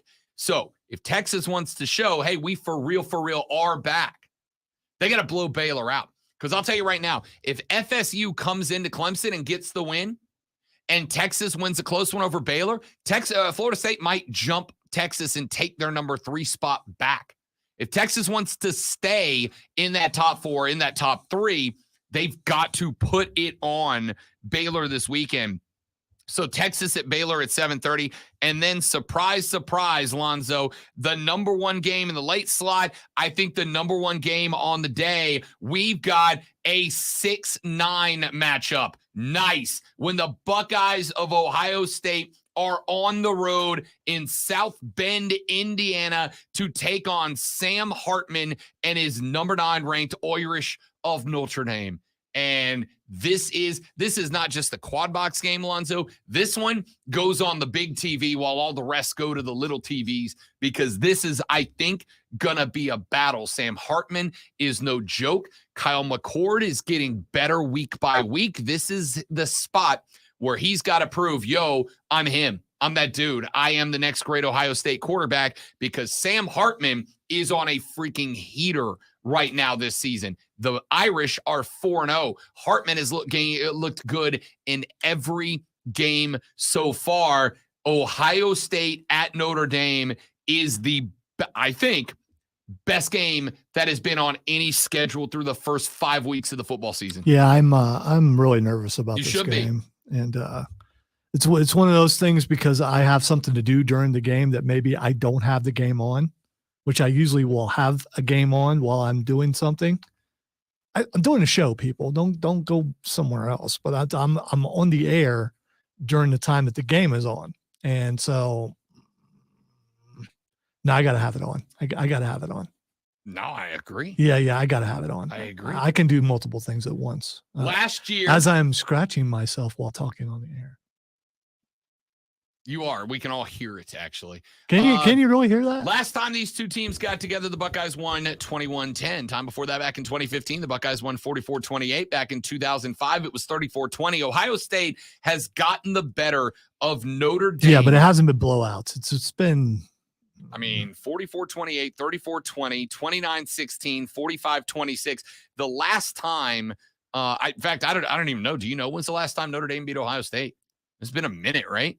If I believed in jinxes, I wouldn't say anything right now. But no, I don't remember the last time. It's been a while. The Buckeyes on the road to South Bend taking on the Irish. Here's what we're going to do. Wait, we got to take a break, but you're missing a game. I didn't hear a certain game the entire day. I'm not quite sure when a team plays on Saturday around here. And maybe I just didn't hear it. South Carolina. Yeah, I said that was game number 3 in this Was window. it game number 3? Okay. All right. That was game number 3 in this window. So your quad box setup in the morning, in the noon slide, Oklahoma at Cincinnati, Rutgers at Michigan, Auburn at Texas A&M, FSU at Clemson, all at noon. At the 3:30 window, I'm going La Tech at Nebraska, UCLA at Utah, Ole Miss at Alabama, and Colorado at Oregon. And then in the nighttime slot, Mississippi State at South Carolina, Iowa at Penn State, Ohio State at Notre Dame, and Texas at Baylor are the late night kick windows. All of those games at 7:30 on Saturday. Let's take a break. When we come back, we spend some time talking South Carolina, Mississippi State, talking Clemson, Florida State. Then to end this hour, we look at all the other games of the weekend. I'm going to give you some plays, some winners, some losers that I like. And then in the final hour, we break down the NFL weekend slate. It's all coming up next on the Rob Brown Show. Ladies and gentlemen, this is the Fan Upstate. Gables. All right, guys, live read right here. Stay right there.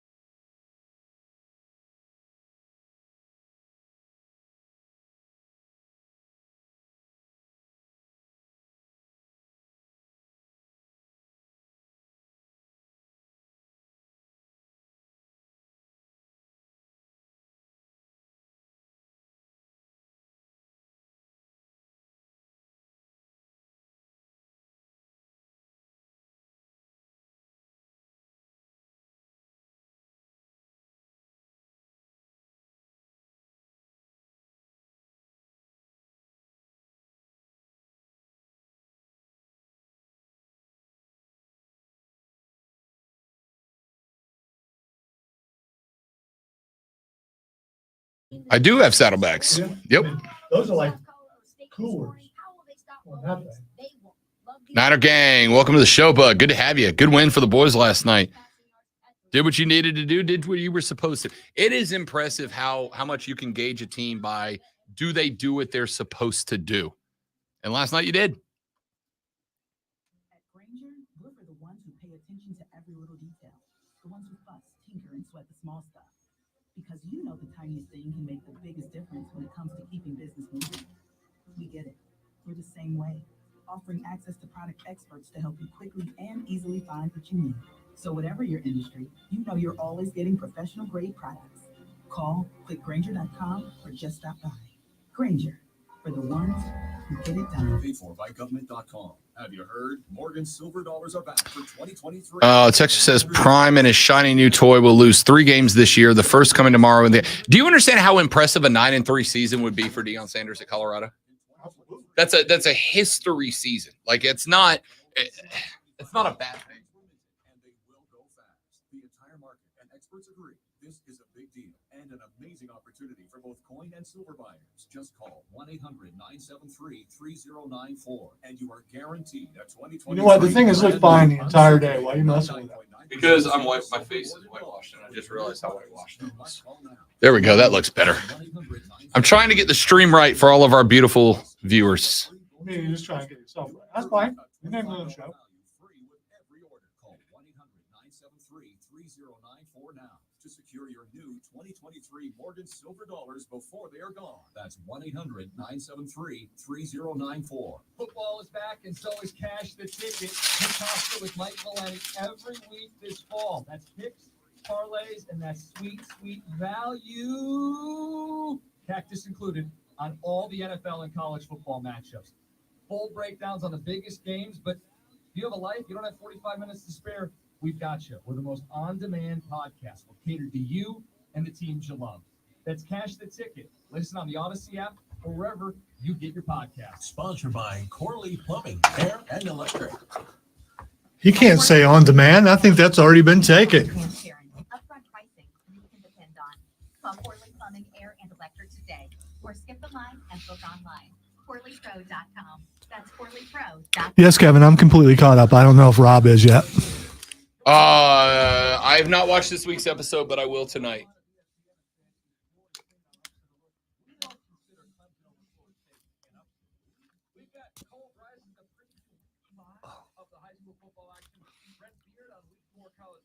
Yeah, like we didn't know that you didn't. I mean, come on.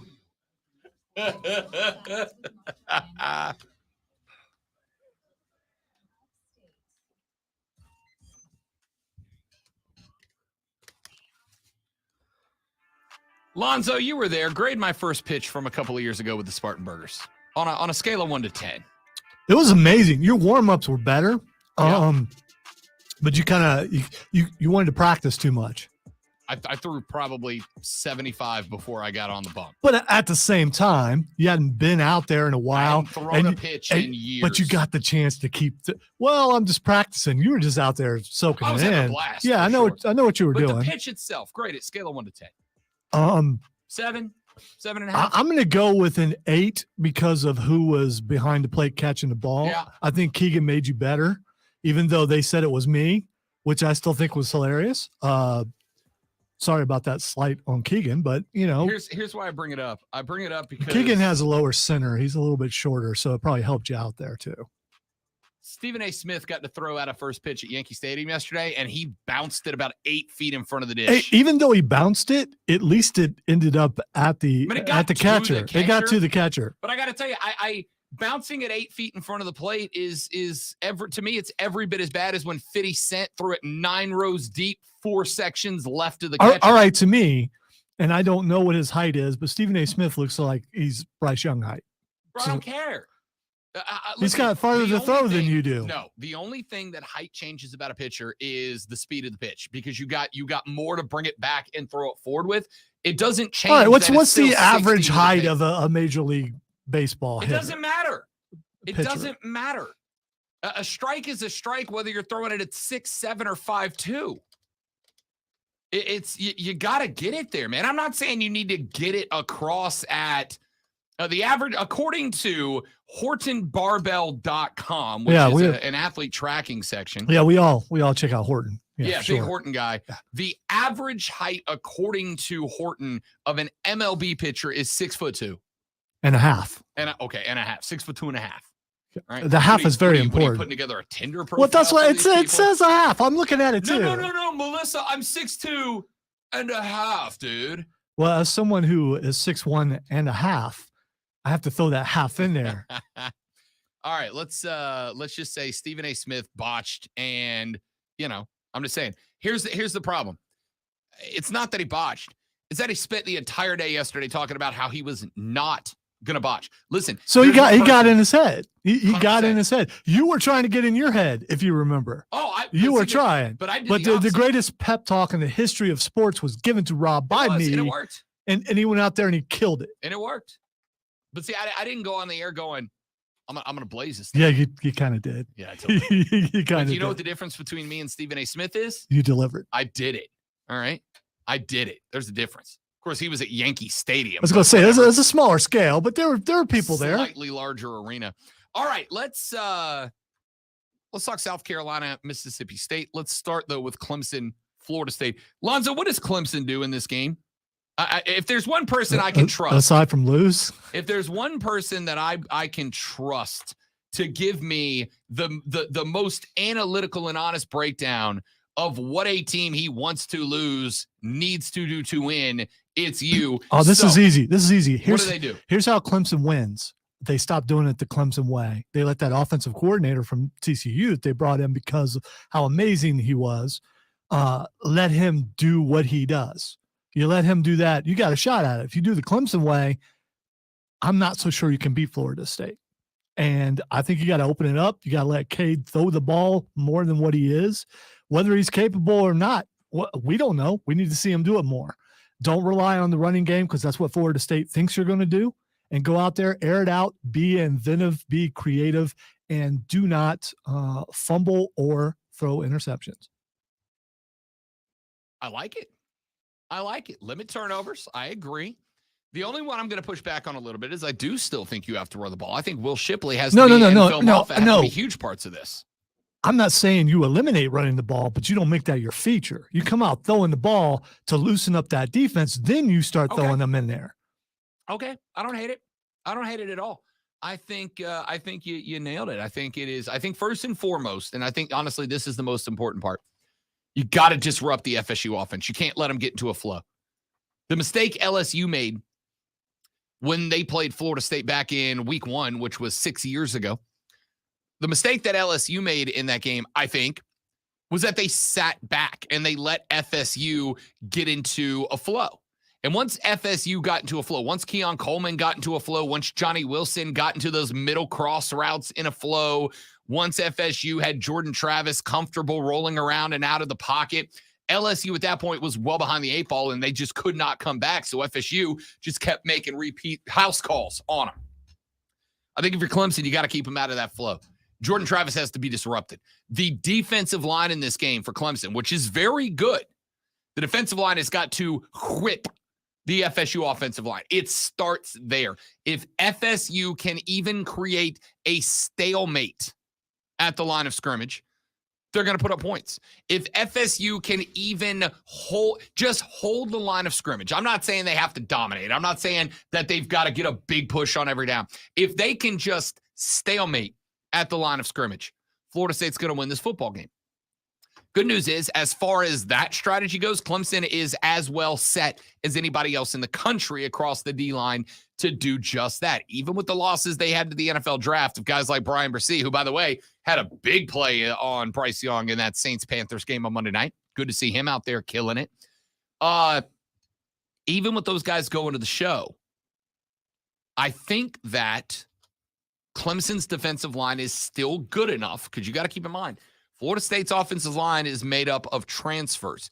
I think the OL is the one spot on the football field that we have seen this year that transfers are not the way to go. Transfers at wide receiver can work. Transfers at quarterback are hit or miss, but they can work. Sam Hartman, Jordan Travis. Transfers across the offensive line, in my opinion, so far this year, are maybe the most unreliable set of positions for transfer kids to come in and play. South Carolina's transfer offensive line, getting them killed. Florida State's offensive line, transfers, a chunk of them, is part of the problem right now for FSU, if there is a problem that needs to be diagnosed here. So I think Clemson has to win the defensive line of scrimmage. They have to dominate it. And it's not just about taking away FSU's run game, removing Trey Benson from this game, although that is a big part of it. It is about making Jordan Travis disrupt his game. Not letting him have time to find Keon Coleman down the field. Not letting him have time to see where the jump ball needs to be thrown. Listen, if you get into a jump ball battle with Johnny Wilson, unless he drops the ball a bunch like he did last week, if that dude has got his good hands tied on for the day, Johnny Wilson at 6'7" is the dude. And I know I've said it a bunch, and I know you're getting frustrated hearing it, but if you throw it under the scoreboard, that dude's going to catch it. All right? Yeah, but does Clemson have that kind of defense like they used to have under Brent Venables, where they could put pressure on the quarterback, where they had corners that could actually stick with the receivers? I'm not so sure the talent is where it used to be a few years ago. I am not arguing with that in the least. I'm not arguing with that at all. I'm saying they better figure it out. That's the game plan here to disrupt FSU's offense. To disrupt FSU's offense, it is blow up the line of scrimmage, get into the backfield, disrupt Jordan Travis before he gets in any type of role. You do that, you got a shot. On the offensive side of the football, I could not agree with what Lonzo said more. You've got to get away from the quick screens. You got to get away from the draws. You've got to run that offense wide open. I understand that you don't have the wide receiver core, the wide receiver units that you have been used to in the past. I get that. And I know it's frustrating because it does feel like it kind of tugs down on Cade Klubnik a little bit. But if you brought Garrett Riley in with the offense he ran at TCU, and then you're going to hit him with run our offense the way it's always been run, then A, why'd you hire the dude? And B, okay, get the same results then, right?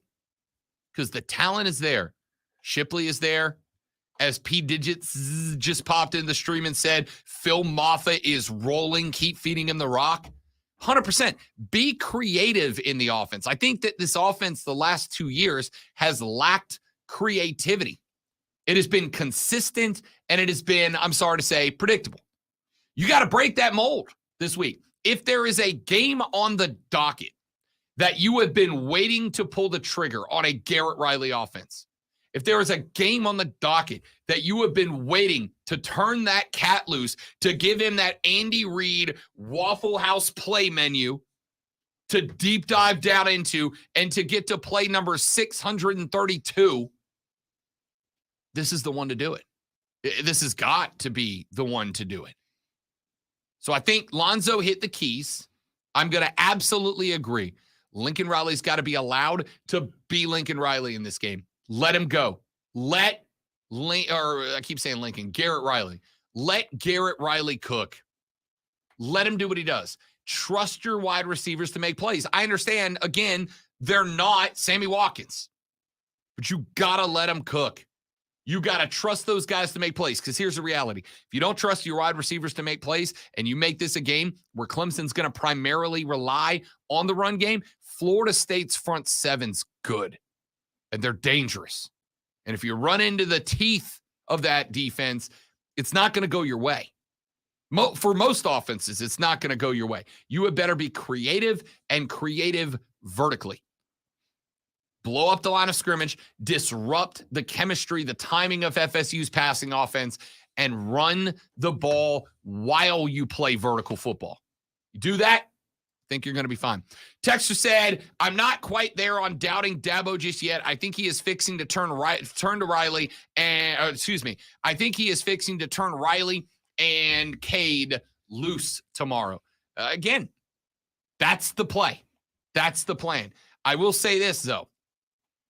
If this game tomorrow is another predictable Clemson offensive game, if this game tomorrow is the same old playbook, the same old plan, the same old style, yes, Monday will be a question Dabo day. All right, 100%. real quick, our friend Tiger Pal Rachel on the X says Clemson defense is ranked 8th right now. FSU is ranked 101st. Here's a problem. If, being ranked 8th after playing the teams that you just played, you should be ranked that. But you got to play better teams, and we'll see how they play against. We'll see how they play Saturday. Yeah, listen, I've heard that stat thrown around a couple of times. All right, I've heard that a couple of times. Clemson got a top 8. Florida State's defense is ranked like number 100, and I get that. But I'm going to be real, and I'm not trying to be aggressive or whatever. But if you played Charleston Southern FAU, and even though they are the best Duke of all time, Duke, you better have a top 10 defense if you are a playoff contender. Florida State has played LSU, Southern Miss, and Boston College. Again, not a murderer's row. Don't get me wrong. I think those numbers are important. I absolutely think those numbers are important. But I also think if you are leaning just on that, what are those offenses ranked? Right? If we're going to say, what are the defenses ranked? What are the offenses ranked? Because I bet you they're close to the opposite. We'll take a look at that, and we'll talk South Carolina, Mississippi State, and we'll talk NFL, and we'll talk football. The Rob Brown Show rolls on. It is the Fan Upstate. All right, I am frustrated right now. I even went so far because I'm getting emails and texts back and forth about this clock issue. All right, this clock, Rob, right here, Yeah. and this clock are the same. Okay. This clock, the important clock, is not. How off is it? 5 seconds. Okay. I just went to the world clock. The world clock. The world clock matches the board and that clock. Okay. It does not match The wide open that clock. that clock.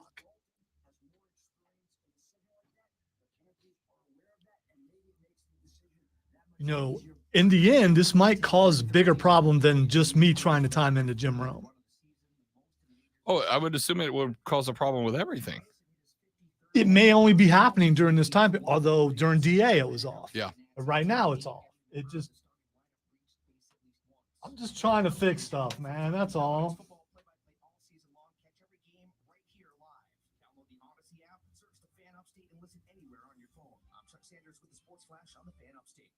The world clock. Yes. Not just a world clock, but the world clock.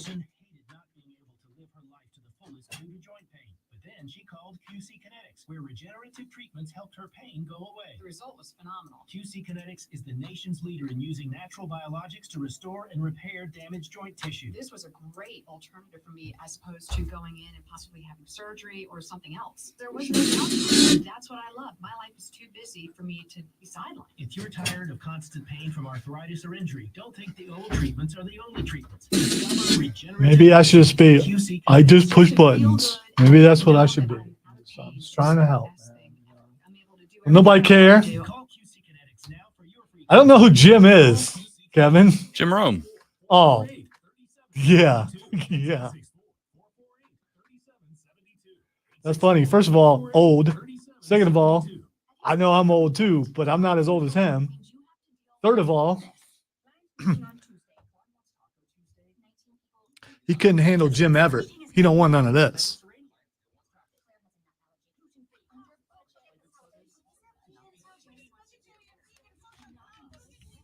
But I'm not a problem solver. I'm someone who's trying to solve a problem.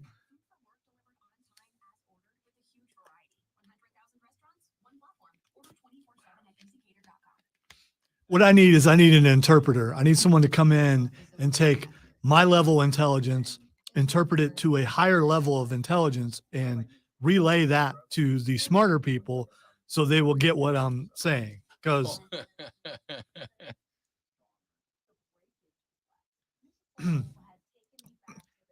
I know you don't know who Bianca Belair is. Maybe you do, Kevin, but it works for her. My hair not nearly that long, but my head is bigger, so I can come with a little more,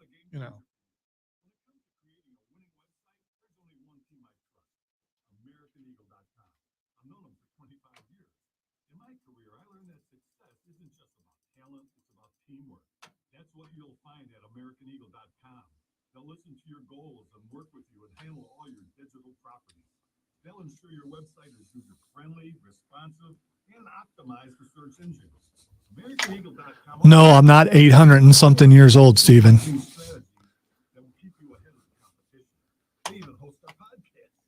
Whether you're a medium to large business, Age-wise, I still might be right in the middle because there are a few older people, and well, I don't know. Rob's more in the middle now, I guess. Stuck in the middle. With me, yeah. For now, anyway.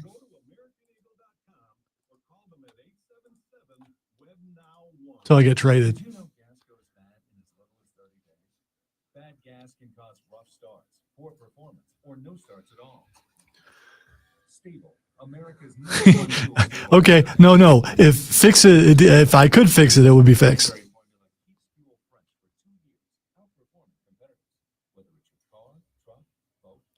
Thank you, Kevin. I'm a sexy 800, no matter what you say.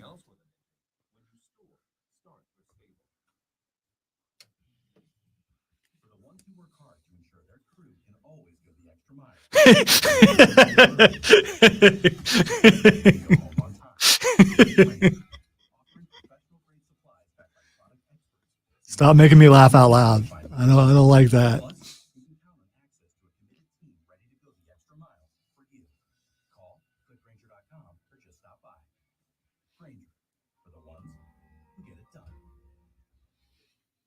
From the Ingalls Market Studio,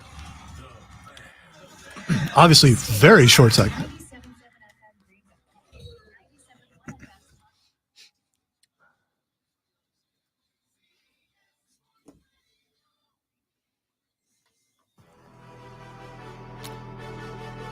The Rob Brown Show rolls on, wrapping up hour number 2. We talked a little Clemson, Florida State just a minute ago. In the next segment, we'll get to South Carolina, Mississippi State. Listen, let me be very clear about this because I went and looked up the offensive rankings for Florida State and Clemson. Yards per game, Florida State's got more touchdowns. Florida State's got more yards per play. I mean, it depends on what number you're looking at, but I also want to tell people the sample sizes for both are small, 3 games. Both of them have one ranked opponent in the back pocket. Florida State with a 45-24 win over LSU. Clemson with a, 23-7 loss, 28-3 loss to the Blue Devils of Duke. Both top 25 teams. Though, Lonzo, if I asked you right now to put your life on the line in an LSU-Duke game, who you rolling with? I got to go LSU. Yeah, 100% you do. So does everybody else. So do I.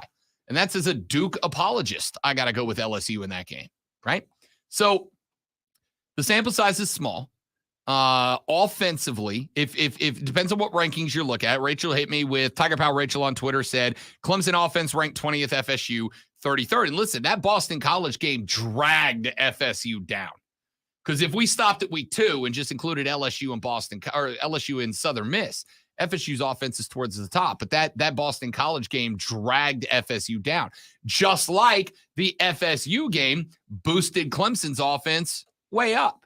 And that's why, depending on what stats you're looking at, they're somewhere right in the middle. Now, Rachel said, Tiger Pal Rachel on Twitter said, I know these stats aren't the be-all, end-all, and they haven't played equivalent teams, but if Clemson executes, this game will be closer than many expect. See, here's the thing. I would also argue the contrary. If Florida State executes, that 2.5 line is exactly where I think it's going to be. Florida State by a nudge. If Clemson executes and Florida State doesn't, Clemson will win by 3. If both teams execute, Florida State will win by 3. If FSU executes and Clemson doesn't, Florida State will win by 14. That was very Steiner MJF math right there. I mean, listen, either both teams execute, one team executes, neither team executes. 3 of those 4 possibilities, Florida State wins the game. 25% so what you're saying is a chance. The winner will be whoever is the excellence of execution. Seems like a good spot to end the hour to me. I'm Rob. He's Lonzo. Hour number 3. We start off with South Carolina, Mississippi State. Second segment, we go up and down the NFL schedule, pick some winners, and then we'll wrap it all up on a Friday. It's the Rob Brown Show. It's the Fan Upstate.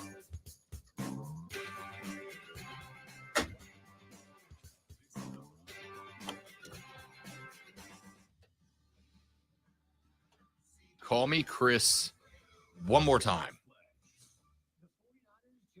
This is not a middle butt cut, man.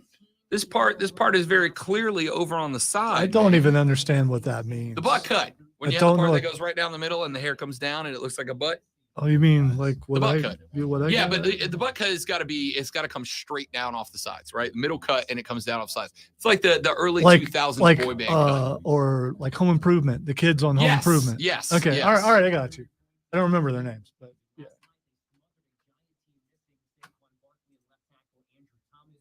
Yes, the butt cut is split down the middle.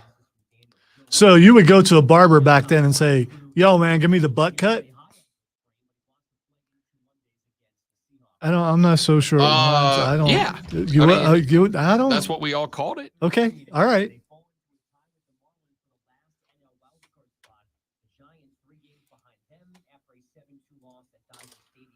And Julie Ertz played her final game for the U.S. women's soccer team last night. She was subbed off with a standing ovation in the first half. Her teammates eventually beat South Africa in Cincinnati 3-0. Sunday is Megan Rapinoe's finale. I'm Andrew Bowden. We're CBS Sports Radio, and our Twitter handle is @CBS Sports Radio. You know, that is not how you spell alfalfa. That is does not. It took me a minute. I'm like, what? You know, alfalfa. Yeah, alfalfa. alfalfa Family. The famous Falfa you know family. The Falfas, right? Yeah. Live down the road, and their dad Al. Originally from Pennsylvania. Yeah, I know the Falfas.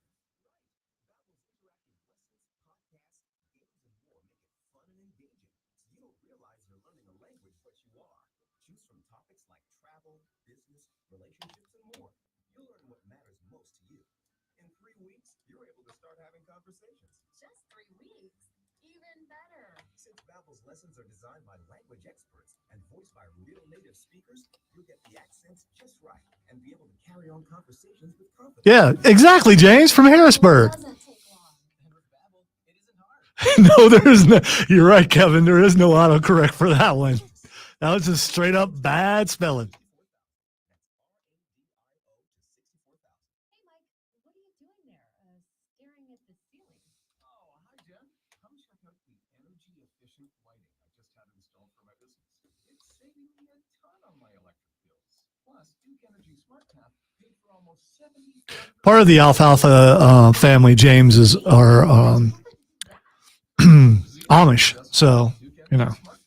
You know the Falfas are involved in some shady stuff. Yeah, well, there's that too. They're using the hair gel industry as a laundering mode.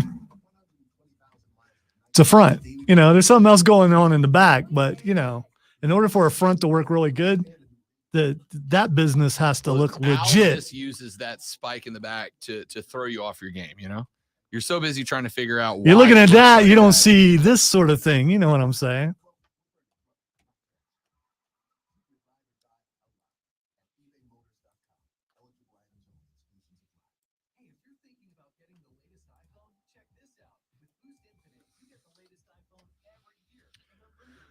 Mad World in the first break.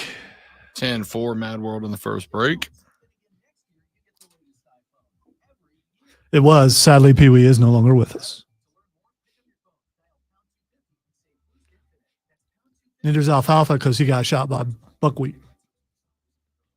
Well, no, he was found alive later on. No, Alfalfa shot buckwheat. I got $1. I got $1. Hey. Oh, whew. I'm really glad that my skepticism pays off sometimes. Somebody, it's just it's a troll account. No, you somebody just changed that their I used Twitter to header and know. their picture to Fightful, like with the Fightful logo as their Abby and everything, and tweeted out a picture that said Carmelo Hayes has been released by the WWE. And I was like, oh, and then the first one is Sean Ross going, "This is not us. Please report them for impersonation." I was like, oh man. I was a little behind on NXT. And I was watching some this morning. I was watching the Dom and the whole thing with Ilya and all that stuff. And they were talking about, and if he survives this, he'll be facing Mustafa Ali. And I was like, no, he won't. Mansour got released also. So did Masay.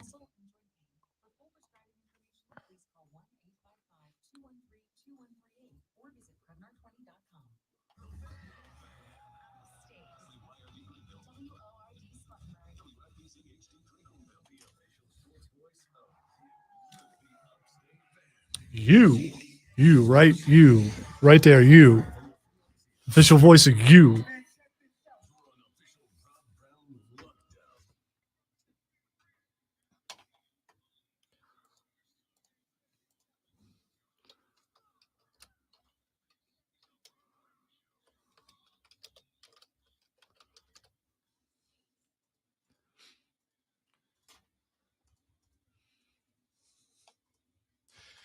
The third, the final, the best, the money hour. The Rob Brown Show starts now. This is the Fan Upstate. Yeah.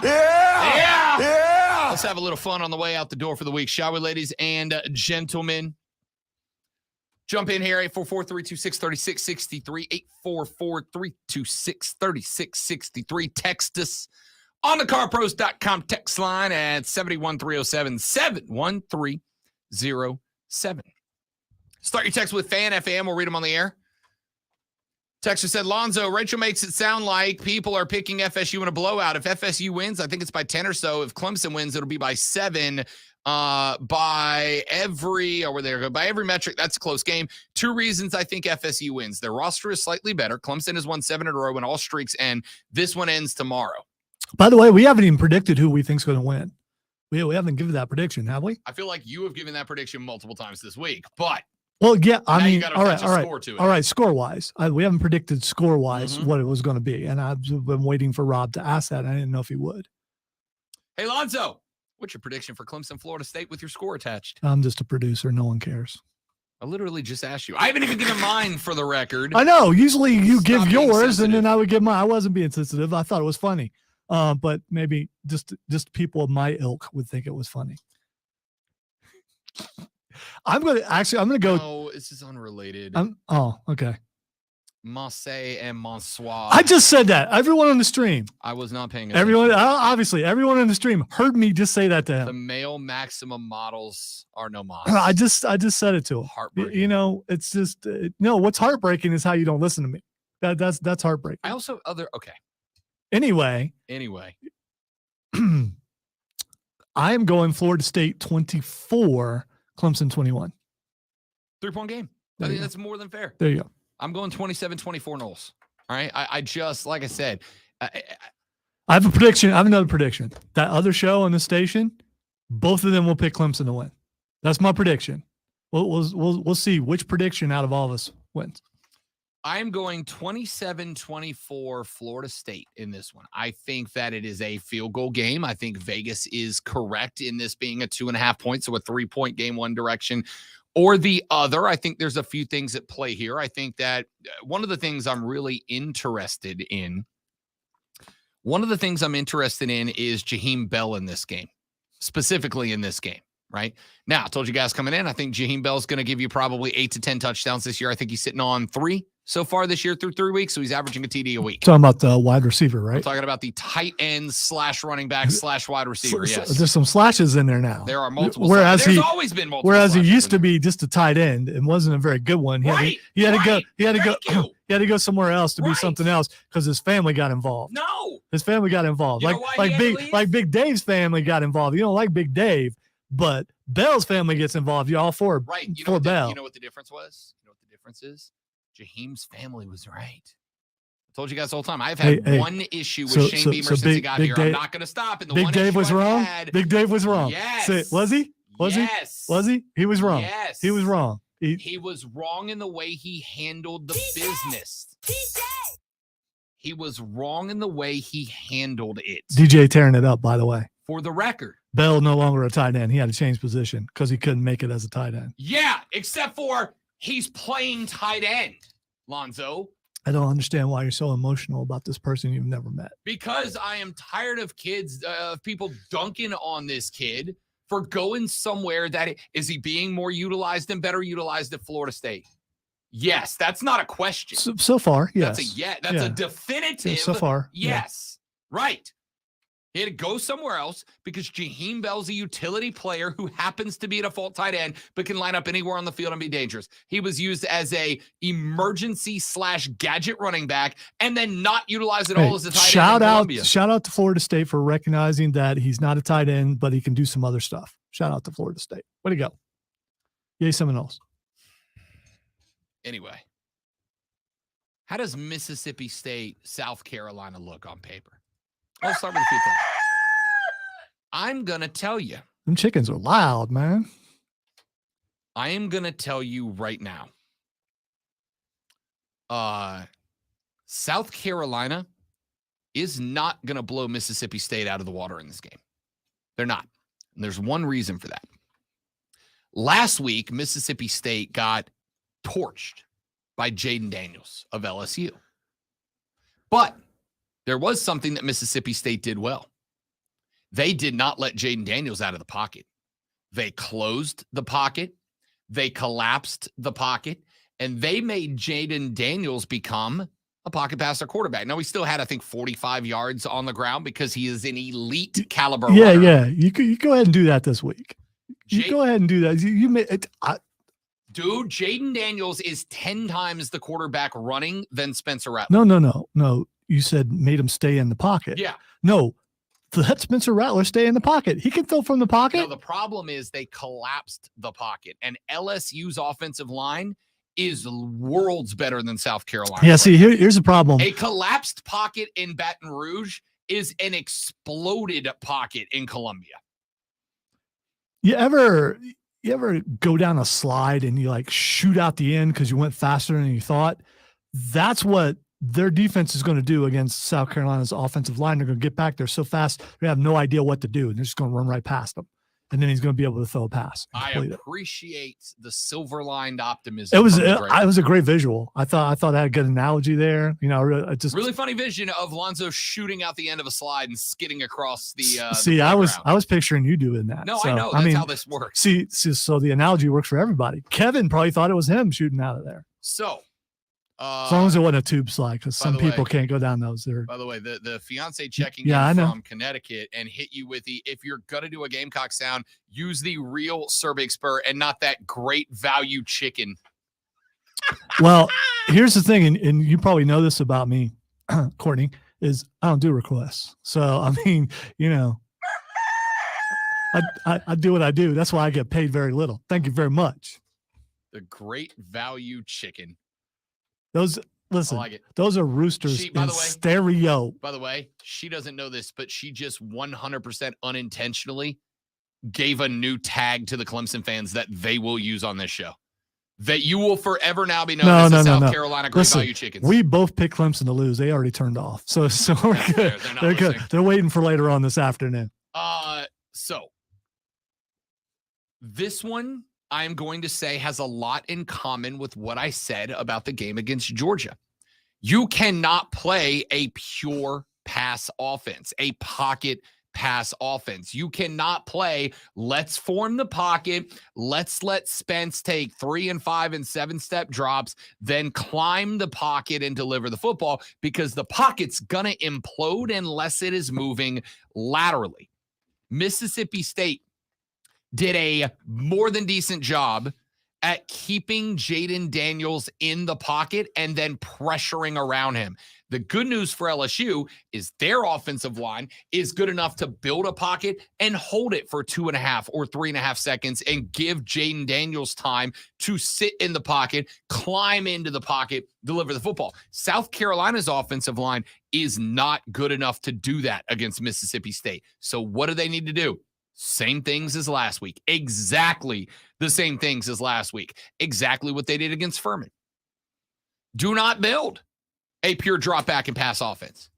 Do not build an offense that relies on you to be able to build, maintain, climb, and execute out of a pocket. This offensive line needs to be moving left. It needs to be moving right. Spencer Rattler needs to move left with it. He needs to move right with it. These are not options. These are demands if you want to win. Second thing you got to worry about. Will Rogers, the quarterback for Mississippi State, danger Will, Will Rogers, the quarterback at Mississippi State, is not the most accurate guy. He's not bad. But what he's been able to do is game by game for the Dogs, more consistently stand and climb in that pocket. The exact opposite of Spencer Rattler and the South Carolina Gamecocks. They have to rely on Mike Rogers, but I'm going to throw a wrinkle at you that I want you to keep an eye on, Gamecocks. There's a backup quarterback for Mississippi State, goes by the name Mike Wright, and he might be Mr. Wright for the Bulldogs in this game. Why? Because Mike Wright is an excellent running quarterback. Excellent running quarterback. Mike Wright is the, speaking of, Dollar General great value version of Jaden Daniels at LSU. He's the dude that will take a 3-step drop and then just hit the edge flying. You can utilize running backs as blockers as opposed to backs because he serves as a running back. If Mike Wright checks into this game for Mississippi State, South Carolina has got to set the edge. You cannot pure attack off the edge. You have to set the edge, right? You guys have heard me tell this before. When it comes to defensive ends, there is a hard, fast rule for DEs. Hit, sit, find the nearest back that can hurt you, and don't let them cross your face, right? So, defensive end, fire off the ball, pop one arm into the tackle, stay up and down the field, stay north-south, get your eyes in the backfield, and find running back, quarterback, wing back, whatever back, full back. And if that is coming to you, then you do not let him cross your face. If it is an option, you take the dive back so that your linebacker scrapes off the edge for the quarterback. If the quarterback is rolling, you take an angle so he can't cross you. And if Mike Wright comes into the game, that is rule number one. I would be concerned if you are capable of knocking Will Rogers around, getting your DBs in a spot where coverage sacks become a reality. If this is going well and they make that switch, I would keep an eye on the quarterback spot. Third thing I'm looking at, this is the good news. Mississippi State, Lonzo, is one of, and I say this respectfully because I know there's a lot going on at State. You had the death of Mike Leach. You've got a new head coach that has come in here. This is a team that is having problems right now under their new head coach, Zach Arnett. Zach Arnett has now not once, but twice, after games were over, tried to take the heat off of his team, tried to take the heat off of the Bulldogs and say, this is on us. This is on coaching. Now, 41-14, they dropped it to LSU. They did beat Arizona, 31-24 the week before that, but they weren't happy. They thought they should have won by more. And Zach Arnett has now twice come out and gone, this is on coaching. This is on us. We just have not put a game plan together, and we are concerned about that. Well, I'm going to go ahead and tell you, you got to take advantage of that. Shane Beamer needs to out-coach Zach Arnett. What does that mean? Well, I think there was one big mistake that the Gamecocks had last week. They were leading at halftime on the road in Athens, Georgia, over the Bulldogs of UGA. What adjustments did the Gamecocks make in the second half? None. Not that I saw. I'm not saying there were none, but there were none that stuck out. There were none that jumped off the page at me. What adjustments did the Georgia Bulldogs make? All of them. They recognized what South Carolina was not doing well, running the ball. They sold out on stopping the pass. Spencer Rattler had a much more difficult time in the second half than the first half. They realized that wide receivers were not creating separation in man-v-man scenarios. So what do? They locked up on the man. They went single high safety. They added more into the box. So we're going to stop you. We're not going to let Spencer Rattler run around like a maniac like he was doing in the first half. We're going to prevent that until your wide receivers start beating our DBs, and they could not. Shane Beamer, I'm not saying there were no adjustments. There were none that jumped off the page. Shane Beamer and Dow Loggins made no adjustments last week. And why would you? You're up 14-3 at halftime. You're feeling real good. But you've got to get into a coaching duel. The good news here is after that lesson learned, And with a first-year head coach, new coordinators going down in Stark Vegas, Shane Beamer should be able to make adjustments that Zach Arnett cannot keep up with as a first-year head coach with a brand new and deplenished team. Shane Beamer has got to win the battle of the headsets, the battle of the clipboards in this one. If South Carolina can tinker in game, make adjustments, change on the fly, if they can prevent Will Rogers from getting comfortable, prevent him from having time to up that accuracy rating, and if South Carolina can move the pocket and not try to go one-on-one straight up and down with the Mississippi State defensive line, the Gamecocks should win this football game. Thoughts? Great one. Well, the comparisons between South Carolina's opponents and Georgia, I mean, it just makes it sound like they're just as good as Georgia and going to be able to do everything that Georgia did.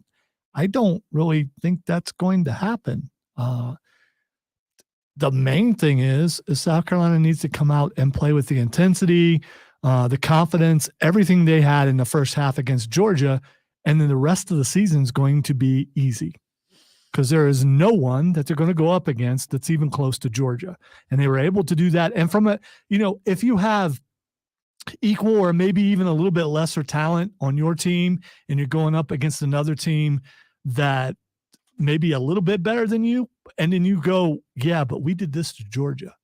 We can handle this. So that little bit of boost of confidence is enough to get you over the edge where people don't think you can do something. In this case, I believe South Carolina's picked the win, right? They are 6.5, if I recall. Yeah, correctly. they're going to do that. I'll pull up that line real quick, but I believe it's 6.5. So what's your score? I am going to go Gamecocks in this one. I think it's going to be a little closer than that. I think I'm going to bet State plus 6.5, but I think that South Carolina wins this game. I am going to go in this one 24-20.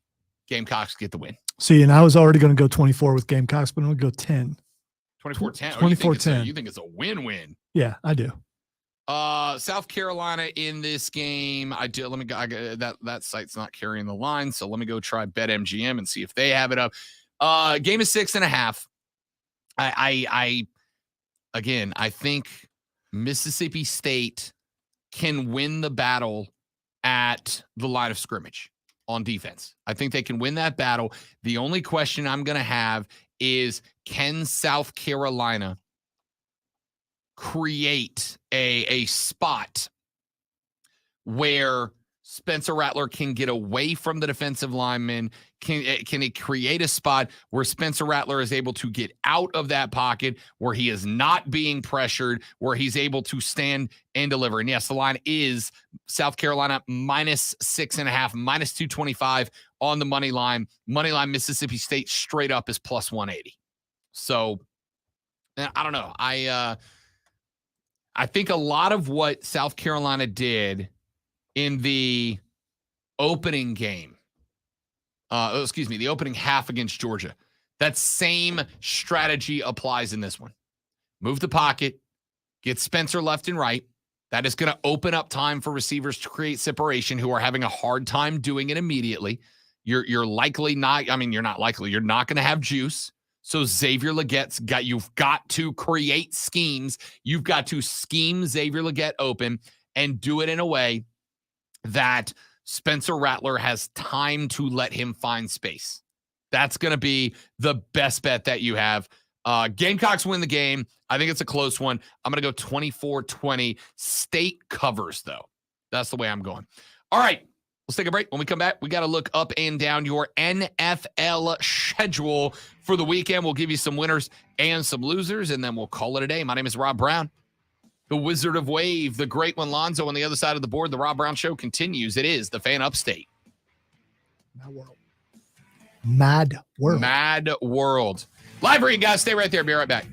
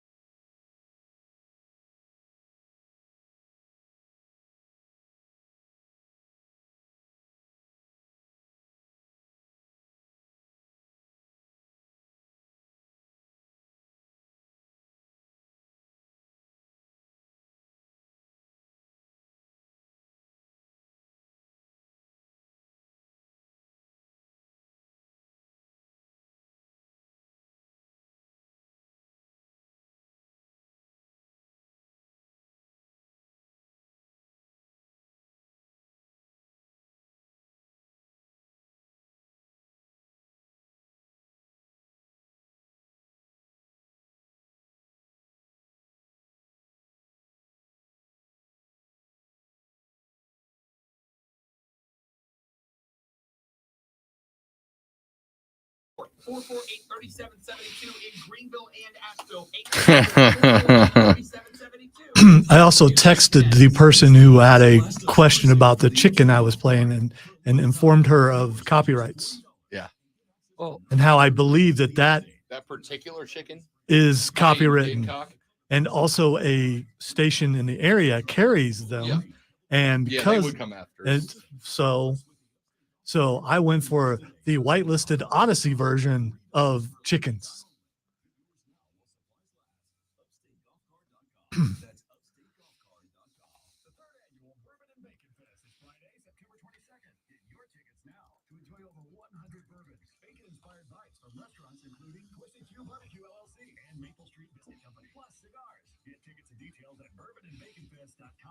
Sponsored by Jeff Martin Auctioneers. Jeff Martin Auctioneers is hosting the East Coast Public Auction in Pelzer on Thursday, September 28th, featuring construction, Pelzer. trailers, and more. Bid your way live on site or online. Jeff Martin Auctioneers. Still remember when Fat Boy and I had Mark Ryan convinced he needed to go to Pelzer. Because I kept just joking about I was dead serious about Pelzer and had Mark convinced, and Fat Boy came on the show and he just went with it. It was great. Oh, Fat Boy. That dude's a riot.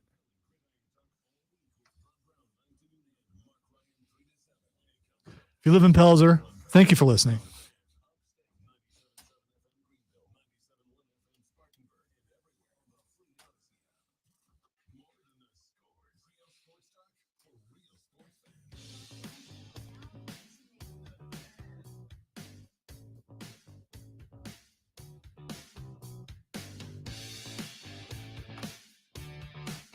The Rob Brown Show continues. It is the Fan Upstate, ladies and gentlemen. We have talked Clemson. We have talked South Carolina. We spent some time earlier this week talking Dion and the Buffs taking on the Ducks.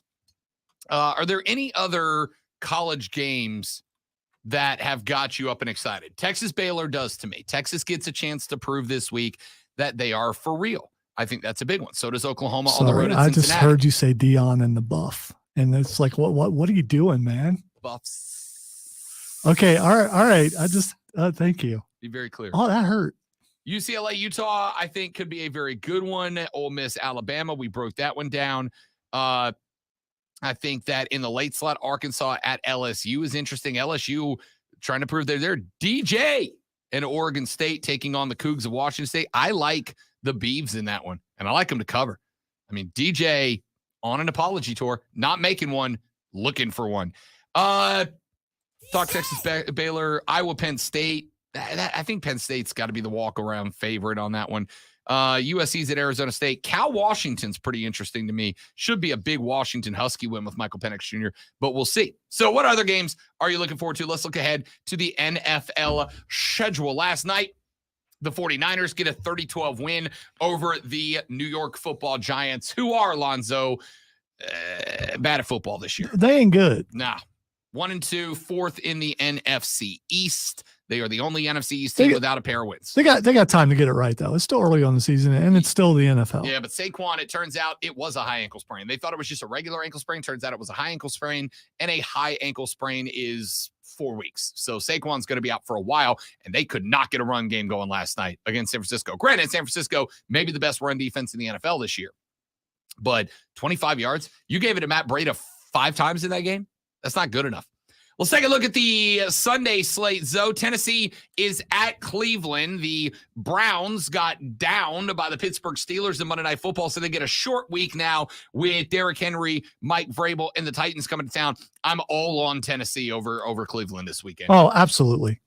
Without a doubt. Atlanta is at Detroit. Atlanta with a surprise win over the Pack this week, 25-24. Detroit with a surprise overtime L to Seattle last week. This, to me, feels like a get-right game for the Detroit Lions. But, hey, would you look at that? Maybe Desmond Ridder does have a little something for me. Is this back-to-back years I have to think about apologizing to a Falcons quarterback? No, give me the Lions at home. I wish you would do that, because when you do that, they go downhill. That's true. Yeah, so I mean, you use a reverse psychology on it. Yeah, I'm going with Detroit also. New Orleans is at Green Bay. New Orleans did not look offensively capable at Carolina, but I also think Carolina's got one of the better defenses in the NFL. I think this is a close one, but I am going to take the Saints on the road over the Packers. All right. I don't want anything thrown at me, but I'm gonna go the opposite. That's I'm gonna fine. go with Green Bay. Green Bay went to Atlanta and lost 25-24, as we just mentioned this past week. If they go to, now it is back at home, Jordan Love gets an opportunity this week to play in the friendly confines of Lambeau Field. This is, remember, the first home game for the Packers. They were at Chicago week 1, at Atlanta week 2. So this will be an emotional game for Jordan Love. I'm still going to go with the Saints. I think defensively they've got enough. Although Marcus May, their safety, 3-game suspension. So that's a big problem. You know, in that entire description, you never mentioned the future Hall of Famer, Derek Carr. Yeah, he got demoted to second ballot Hall of Famer. Okay, all right. He's not getting in on the first try right now. He can earn that back, though. Denver's at Miami. Lonzo, give me Miami, and I'll lay all the points. All of them. Let's ride. Here's what I am interested I'm in. not right. So, by the way, I'm going with Miami. I just was making fun of, Sean Payton all but outright blamed their loss to Washington on Russell Wilson. He's like, our quarterback's got to play better and make better decisions. I'm like, really? Yeah, you're kind of part of that, big guy. Yeah, but it's no surprise because Russell Wilson is overrated. He's been overrated the entire time, and now we're seeing it even more so. You bring in a coach who probably will be more than likely in the Hall of Fame, and he is struggling making Russell Wilson win. Not incorrect. I'm going Miami, lay all the points. The Chargers on the road at Minnesota. I don't know what to make of the Vikings, man. The Vikings took an L to Tampa in week 1. They got beat down by the Eagles. Here's what you need to do. They were supposed to be good. No. The offense is still pretty good. The defense is horrible. They're just getting outscored is what's happening to them. And it's probably going to happen again this week. Yeah. And maybe there's a curse to being on that quarterback dock. I don't know. Do we believe in the Chargers? They're also 0-2, but they had a 2-point loss to the Dolphins. They had a 3-point. I'm going to go Chargers here. I mean, they've been in both games so far, both L's against decent to either a very good team in Miami or a upward trending team in Tennessee in week 2. I think I got to go Chargers. Kirk Cousins going to need some extra time with that brainstem thing because they're probably going to lose again. And again, it's not going to be his fault. In a game that I was interested in initially, and now I'm not, New England is taking on the New York Jets. The Patriots are 0-2. The Jets are 1-1 with a win back in week 1 over Josh and his Buffalo Bills. The Patriots, this to me, Lonzo, is a must win for both teams. It is a must win for Hoodie and the Patriots to keep the fans on board. It is a must win for the Jets, or else we get to declare them the 2023 disaster of the year in maybe all of sports. I might surprise you a little bit here. I think I'm going to go with the Jets at home in this one. I know they look bad in week 2, but there were a lot of changes going on for that team that weren't expected. They spent the entire offseason preparing for the Aaron Rodgers-led offense. Now they got Zach Wilson. This is not just a must-win game for the Jets. It's a must-win game for Zach Wilson to prove that he has any sort of future in the NFL. I'm going to go with the Jets at home. I wish I had a coin to flip because I don't really know. So if I don't know who's going to win, I'm going to side on hatred. So Jets win. I respect that. I do. The Buffalo Bills, led by now Josh Allen. He earned his last name back. Can he get another Josh tacked on? A 38-10, 3-touchdown performance from J.A. against the Raiders last week. They are on the road at the Washington Commanders. Bum, bum, bum, bum, bum, bum, bum. Give me the Bills. I appreciate what the Commanders did in that walk-off win over the Denver Broncos last week. Great one, but the Buffalo Bills found their step last week. They're going to put it in high gear. Bills all over the Commanders this week. I am not convinced that Buffalo is the Buffalo we saw last week. And I am going with Washington just because I want to see 5 to 10 posts from Kevin, which you can see. I think you can see it if you follow us on Facebook on the Upstate Post. I believe. No, I mean the fan Upstate. I believe that you are correct there. Let me go with Buffalo all over them this week. Speaking of, how about TL16 and his Jacksonville Jaguars as they are hosting? Wait, there's the someone Houston named Texans. TL16. That would be Trevor bleeping Lawrence, my guy. Oh, okay.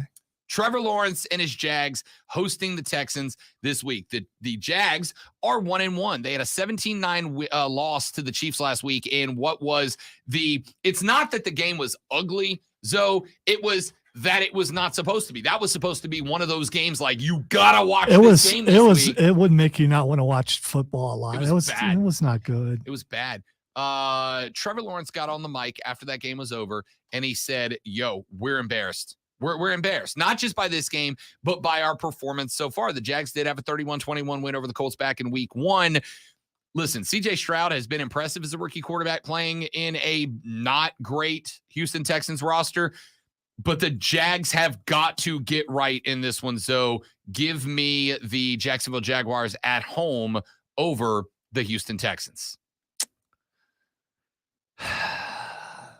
You know what? This one sounds like it's hurting you a little bit. Yeah. Is this I don't want to pull against CJ or I don't want to pull for Trevor? No, I did. Trevor Lawrence, I think, has the potential to be a really good quarterback in the NFL. He's not where people think he is yet. I'm going to go with Houston on the upset. Okay. Upset alert on for the TL16-led Jacksonville Jaguars. We have got, after that one, as we move toward the end of our 1 o'clock window, Indy on the road at Baltimore. The Ravens are 2-0. The Colts are 1-1. They did get a 31-20 win last week against the Texans. Still waiting on an update on whether or not Anthony Richardson will be able to return after that concussion last week. I don't think it's going to matter. I think the Ravens are just a better overall football team, and defensively, they will not let Anthony Richardson run around like he was doing last week if he's even capable of playing. Ravens at home cover. You know, I wish Richardson was healthy because that would make this game probably a lot better than people thought. But yeah, I'm going to have to go with Baltimore. Let's move to the afternoon window. The first afternoon kick, your Carolina Panthers, they are out on the left coast on the road at the Seattle Seahawks. Of course, Seattle right now is 1-1 with a loss to the Rams, but then a win in OT on the road over the Detroit Lions. Carolina, of course, has now started their season 0-2, the only winless team in the division, but they've been in games. They were competitive until late against Atlanta, a game they lost 24-10. They were competitive with New Orleans until the end, a game they lost 2017 with a late touchdown to draw into the cover. I got to go Geno, man. I think Carolina's dropping to 0-3, and I even with Andy Dalton playing, and I'm intrigued to see what Andy Dalton does under center. Even with him killing, I got to go Seattle at the house after they beat Detroit. All right, so here's the thing. I'm also looking for another Geno moment that, talking to America here. But I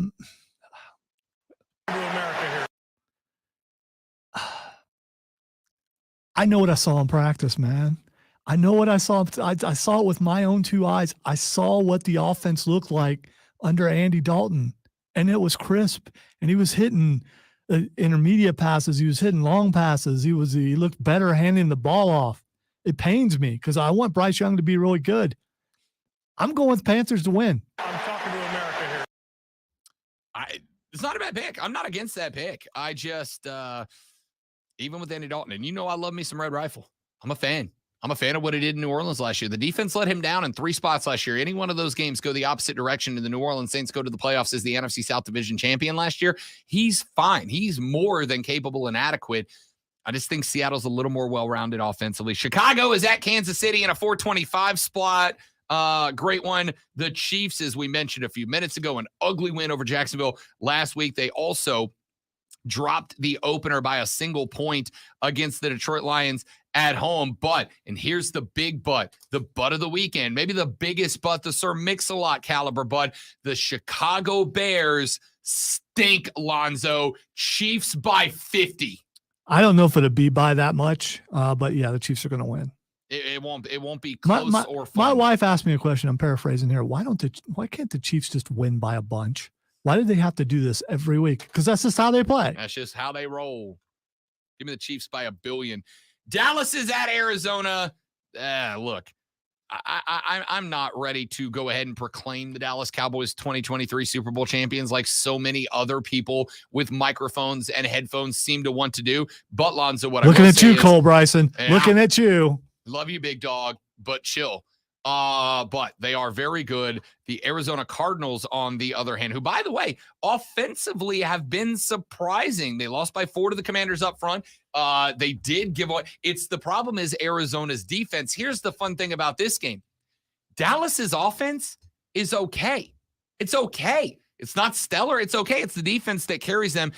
I think Dallas wins this game, but don't be surprised if this game hits the under and checks in at like a 17-10 Dallas win.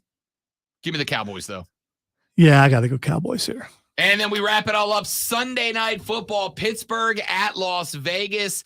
The Steelers, of course, bounced back from an ugly Week 1 L where they got dominated by the 49ers to get a 26-22 win. But, of course, you had that very emotional moment with Nick Chubb being carted off the field with a gruesome knee injury. They've got the Raiders this week. The Raiders, of course, on the other hand, sitting there at 1-1. They got a win over the Broncos 17-16, but they got trounced by the Bills. Neither of these teams, great one, is very good. If neither team is very good, I got to roll with Mike Tomlin. Give me the Steelers in Sunday night over the Raiders. Yeah, I'm going to go with Pittsburgh also. And then a conversation I did want to have after Monday night, but then I forgot to. Monday Night Football, September 25th. We have not one. We have, once again, a doubleheader. The Philadelphia Eagles are visiting the Tampa Bay Buccaneers, the LA Rams on the road at the Cincinnati Bengals. Now, we're not going to break those games yet. We'll do that on Monday. Here's my question. Great one. We good with 2 Monday Night Football games, the Monday Night Football simulcast? Are we good with it? I'm okay with it as long as one game is the one that I know I'm going to watch. If there's 2 really good games, then I maybe have a problem with it. Yeah, I think I like it. I think I'm good with it. I think I like it. And here's why I like it. It is amazing to me that I have heard people complaining, that I have heard people griping about Monday Night Football with 2 games going, being too hard to keep up with, when there is on Sunday in the 1:00 spot.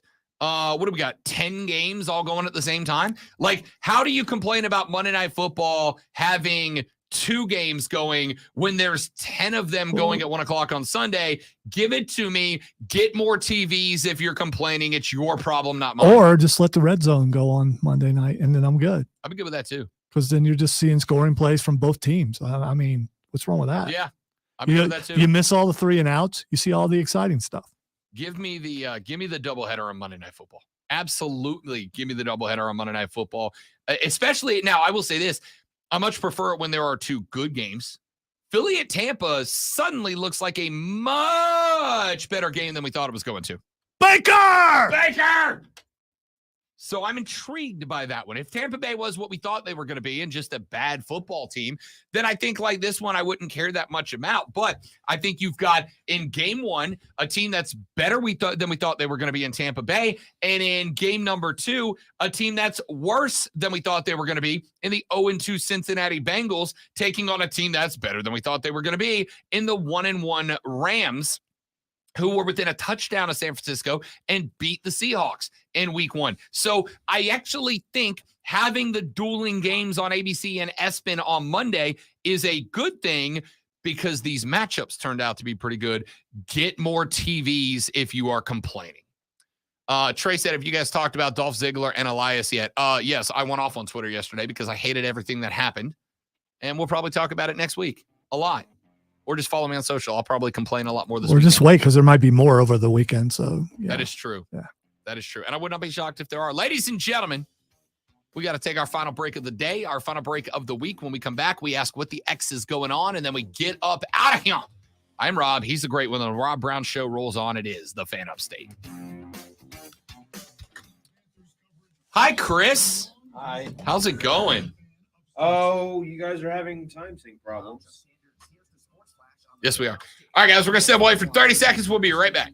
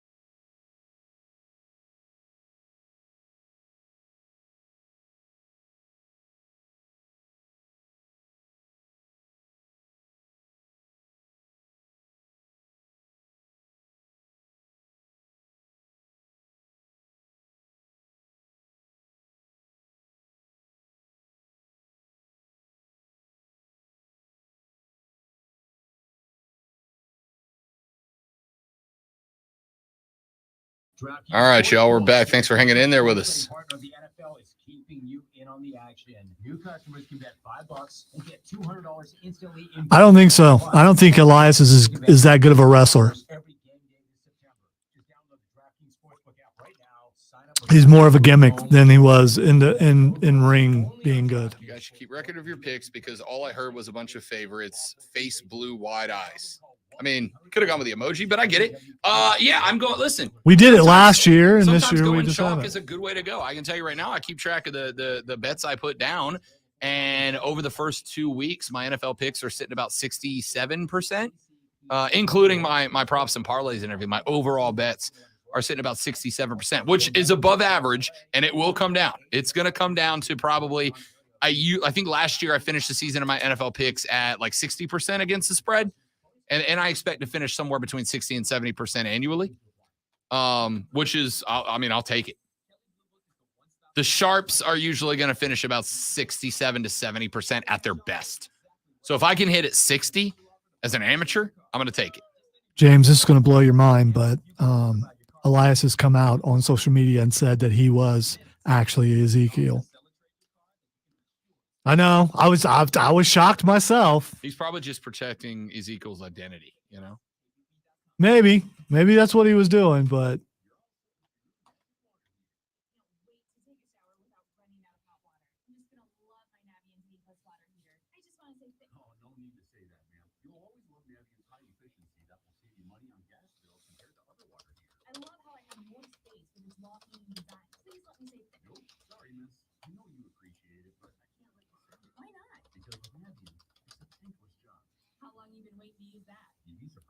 I know. I'm sorry I had to be the guy to break it to you, James.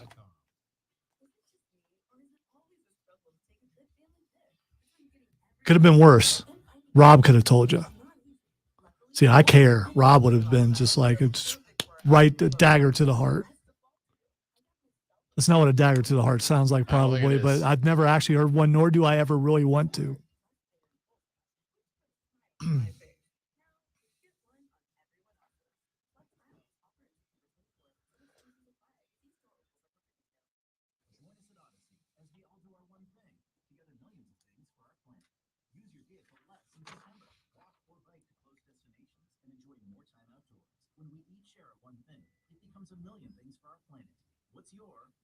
Exactly, Trey, but don't say that because people who are LA Knight fans go, no, he can wrestle. I mean, botch city, dude. It's a shame. Because all that potential and then, missing a lot. But people just kind of go, no. I love his catchphrase, so he doesn't have to wrestle. Good. I don't think he wrestles bad.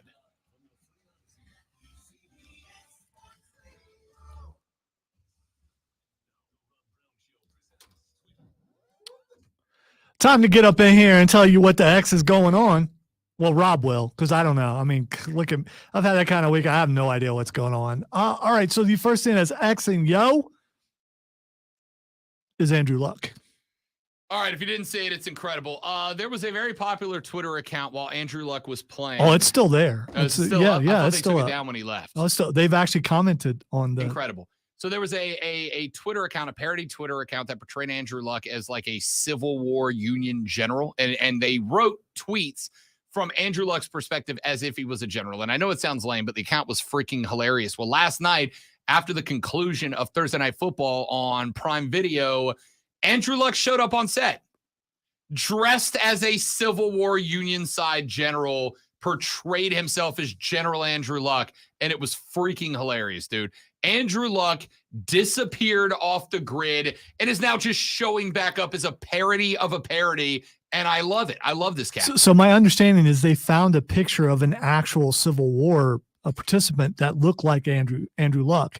Andrew Luck walking out in that getup looks just like that dude. I had to be a descendant. It was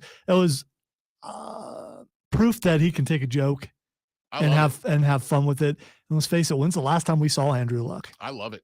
I really do. I think it was hilarious. His most quotable thing he said, from my understanding, is the war is over. The dude kills me. He's hilarious. All right, what else we got? All right, so check it out if you didn't get a chance to see it. All right, the next thing that is Xing is Prime Video. Which is the home of Thursday Night Football. It is also home of the Next Gen broadcast of which I watched last night for the second week in a row and very much enjoy it. I think it's a great way to watch a game that adds a little bit more to the broadcast, which I think is great. And it's also a better camera. It kind of gives you that Madden up top angle, and I appreciate that as a football fan who knows ball. I liked it. Thought it was good. All right, the next thing that is Xing is John Wick. So there is there's a 3-part series coming out called The Continental. And if you are a John Wick fan, by the way, out today. Perfect. Yes. If you're a John Wick fan, The Continental is the hotel that the organization that John Wick used to be in left. Somebody killed his dog. He got back in. It's kind of the background of all 3 John Wick movies so far. This 3-part miniseries is about the Continental, but I believe back in the 1970s, like when it was getting its start. It's the beginning of the Continental. It's called the Continental. It is from, as far as I understand, a large part of the creative team that made the John Wick series. So it should be pretty true to the source material, the canon of the Continental. And I got to tell you, I'm probably going to watch that. All right, there's some people who are criticizing that already, but is it on? Well, I don't even know. I think part of it is because Mel Gibson's in it. So if someone is a divisive human being, it causes some people to go, I can't put that aside and watch it. And I'm going to be real with you. I understand that. I'm not even upset about that. I get that. But at the same time, like there's a lot of stuff in every genre of entertainment that bad people create great art, and it's just got to be a part of it. I'm not a Mel Gibson fan of the dude, but I gotta admit he's a great actor, and this show just like the only question I have about this show is it gonna be John Wick calibers of fun? Is the protagonist gonna be stacking bodies like John Wick does? Because if he doesn't, like, what's the point of John Wick? Watching this dude progressively kick ass in more and more fun possible ways. If this is not that, then it kind of defeats the point. I think it's if I saw the thing right, this might be when Winston, as a young man, as a young guy, gets the Continental. I'm in, man. Yeah, and his dude who just died recently is portrayed as a younger guy too. Okay. His right-hand man is at the front desk. I believe that's what it is. All right. And finally, The Rock has come back. That was last week. WWE is trending. Yesterday was Bloody Thursday in WWE, as there were all kinds of cuts to talent that were made when the merger with Endeavor happened and they became TKO Sports. The rumor was that there were going to be upwards of 100 cuts coming, but they were all going to be corporate cuts. They were going to be people that were working the office. In fact, I've got a friend who is up in Connecticut who said that they checked LinkedIn that day, and there were dozens and dozens of people that had former WWE employee in their bio that were looking for a new job in the area. So I thought that was kind of going to be it. Nope. Yesterday, a roster purge. Elias is gone. Dolph Ziggler is gone, amongst a handful of others. The only one that, and I'm going to say this, the only one that like really set me off was Dolph Ziggler. That 20 years that guy has given you as honestly one of the best workhorses in the game. And even if he's not been on TV for a while, I didn't like the dismissal of him. That dude will be a Hall of Famer one day, though. You can go ahead and book that. Ladies and gentlemen, that's it for us. That's it for the week. Hope you enjoyed it. Tonight, Burns Rebels High School football. Pregame at 7, kickoff at 7:30 as they host West Florence. Hope to see you there. Have a great weekend. Don't drink and drive. I'll punch you in the face. We'll see you back here Monday to do it all over again, but better on the Rob Brown Show and the Fan Upstate. Later. Yeah.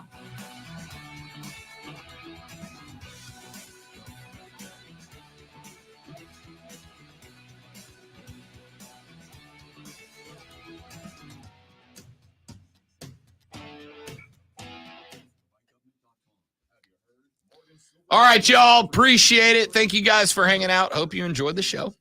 Make sure you follow me on the socials because the lady friend is out this weekend, so I'll probably pop up and do some lives, do some hangouts. Burns Rebels football tonight if you're ever so inclined to listen to what I think should be a pretty good game. And then I'll be out and about somewhere NFL Sunday. So if you're on Twitter and you want to see and come meet me and watch football with me, I'd be more than happy to have you. Have a great weekend. Goodbye.